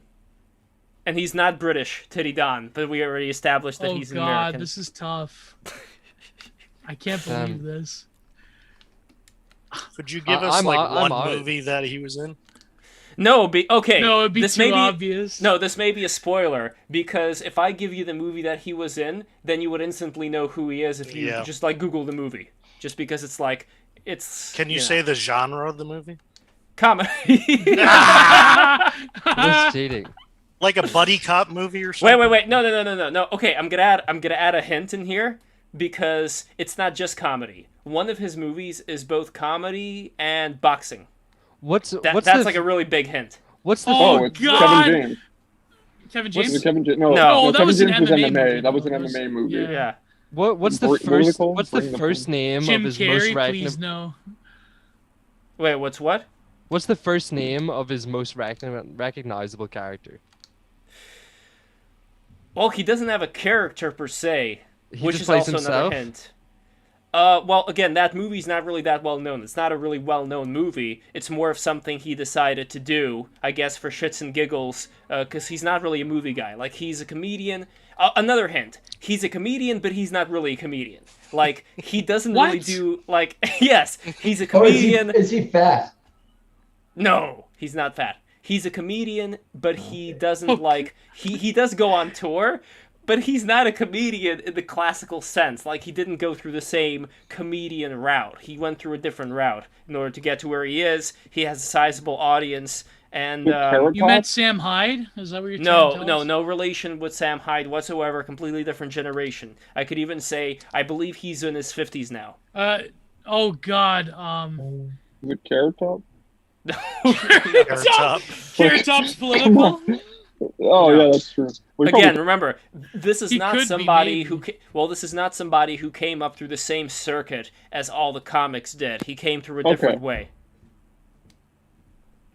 Ask something else about his career. Because the career, this is really like where you can actually break this down. Yeah, Henry Rollins? so hard. Someone said Henry Rollins? No.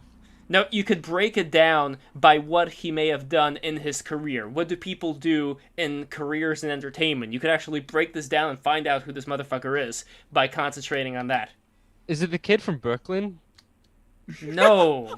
Kid from Brooklyn. That's fucking random. so mad.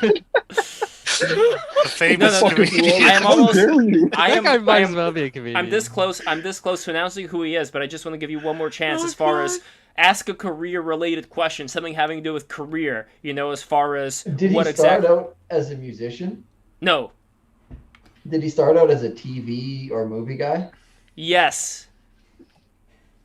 Yes. Who does Yes. who goes from TV to comedy? It's usually the other way around. It's like comedy then TV. Exactly. That's why Yeah. it's such a big hint. And again, he doesn't really do traditional, like, people... Jerry Seinfeld? No, he did No, stand up no, way before. no, that's like the traditional He did comic legit route. stand up. Yeah, no. He's the most no, legit comic. no, this guy Did gets he say booked- the N-word a bunch of times? No. Yeah, is no. it? What's his name? Yeah, Kramer. Kramer. No, this What's guy- his real name? Michael something. Michael Michael. I think Yeah, it's Michael Richards. That's it. Michael Yeah. Richards. Yeah.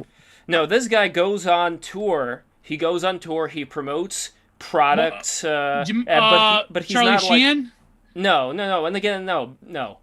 Well, ask something else about his career. You're so close with the career. What? That was the good question about the career. Was his show a sitcom that he came up in? What did he come up in? No, As a it was sitcom? not. It was not a sitcom. It was not a sitcom, but it was a show. But was it still a this is comedy so show? hard. No, you're getting so close now. Was it still a comedy Jay Leno? show? Letterman? No. Leno? No, but it's funny you should mention Leno because they're friends. That's another hint. Joe Pesci? I don't know. What the? No, again, career question. Oh, sorry, not Italian. I'm sorry. Yeah, not Italian. See, I forgot about that, but yeah, not Italian. Was Well, he again, on- Joe Pesci maybe a little. doing Was he stand-up? on the Home Shopping Network? No. Okay. What the? Just say it. I'm Yeah, Okay, getting fine. angry now. Fine. I'll post a picture of him. I'm not gonna say it. I'm gonna Oh, post a picture God. of him. Okay, and that's how you're gonna This know is who. not gonna. I he is. I can't. I just. Okay, no regrets. Here he is. Here is the picture of him. Are you all ready? Oh my God! What's his name? Yeah. Who is it? Adam Carolla. Adam Oh, Carolla. fuck!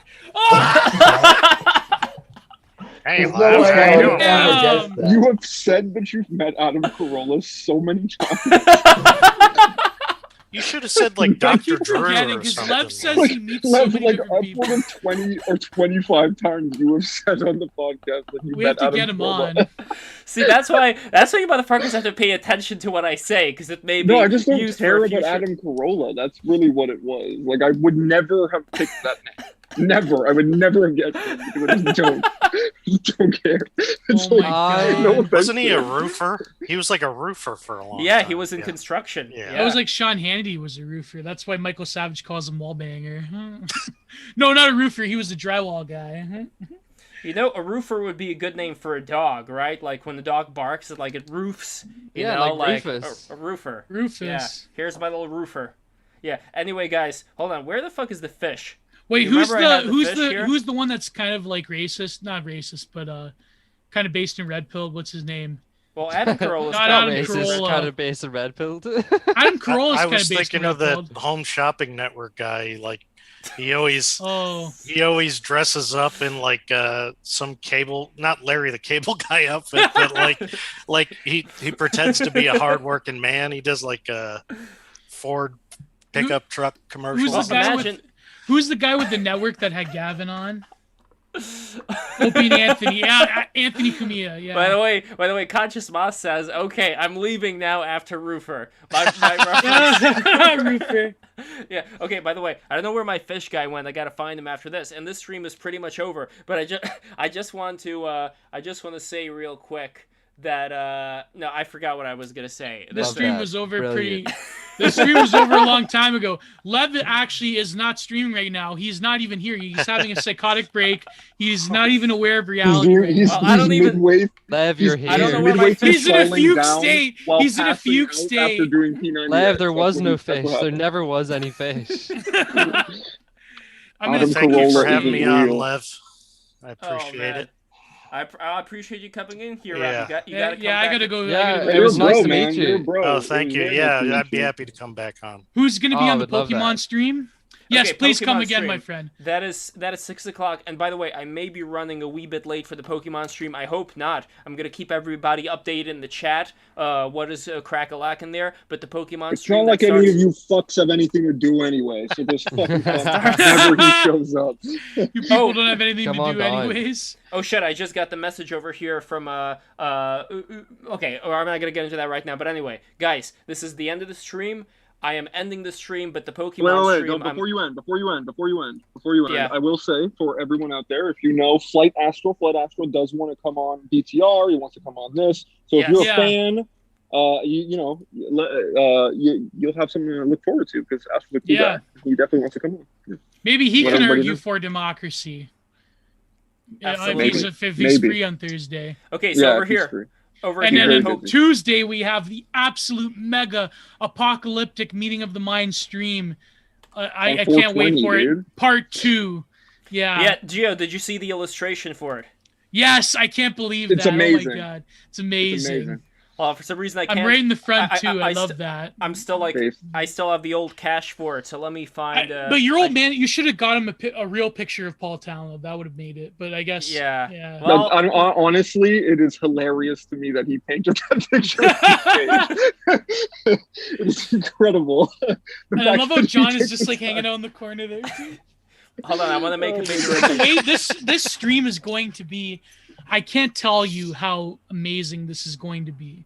I can't tell you Monumental. how this is going. Like I have the same feeling I did the first stream we did, all five of us, where it I'm was very like excited for it. I had this fluttering in my stomach. It's like we went into a here it journey, like Odysseus, right? Like it's Yeah. wow. Yeah. It's Look- look at this. you are the Argonauts. Who's Jason? Yeah. Is it Lev? And It's do a you great like painting. Do you like logos? The smoke. The coming jewel? out of his nose? Yeah, I love it. I love it. Logo's You portraits have are to tell actually your old so man good. to Every edit one it that he though. does.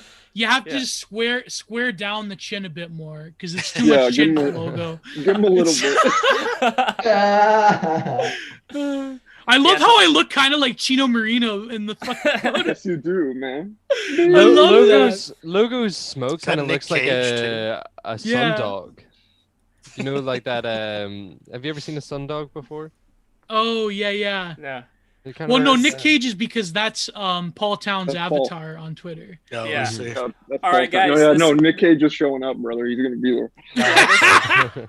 This stream is officially over. Once again, when you go to the Pokemon stream, what you gotta do, make sure of this. What you gotta By do. the way, is you favorite gotta- Nick Cage film, real quick, everyone. Me, 8mm. Mandy. 8mm is my favorite one. I thought you were gonna Which say one? Intelligent? Mandy. Snake Oh, Eyes. yeah. Kiss of The the, Wicker Vampire. Man.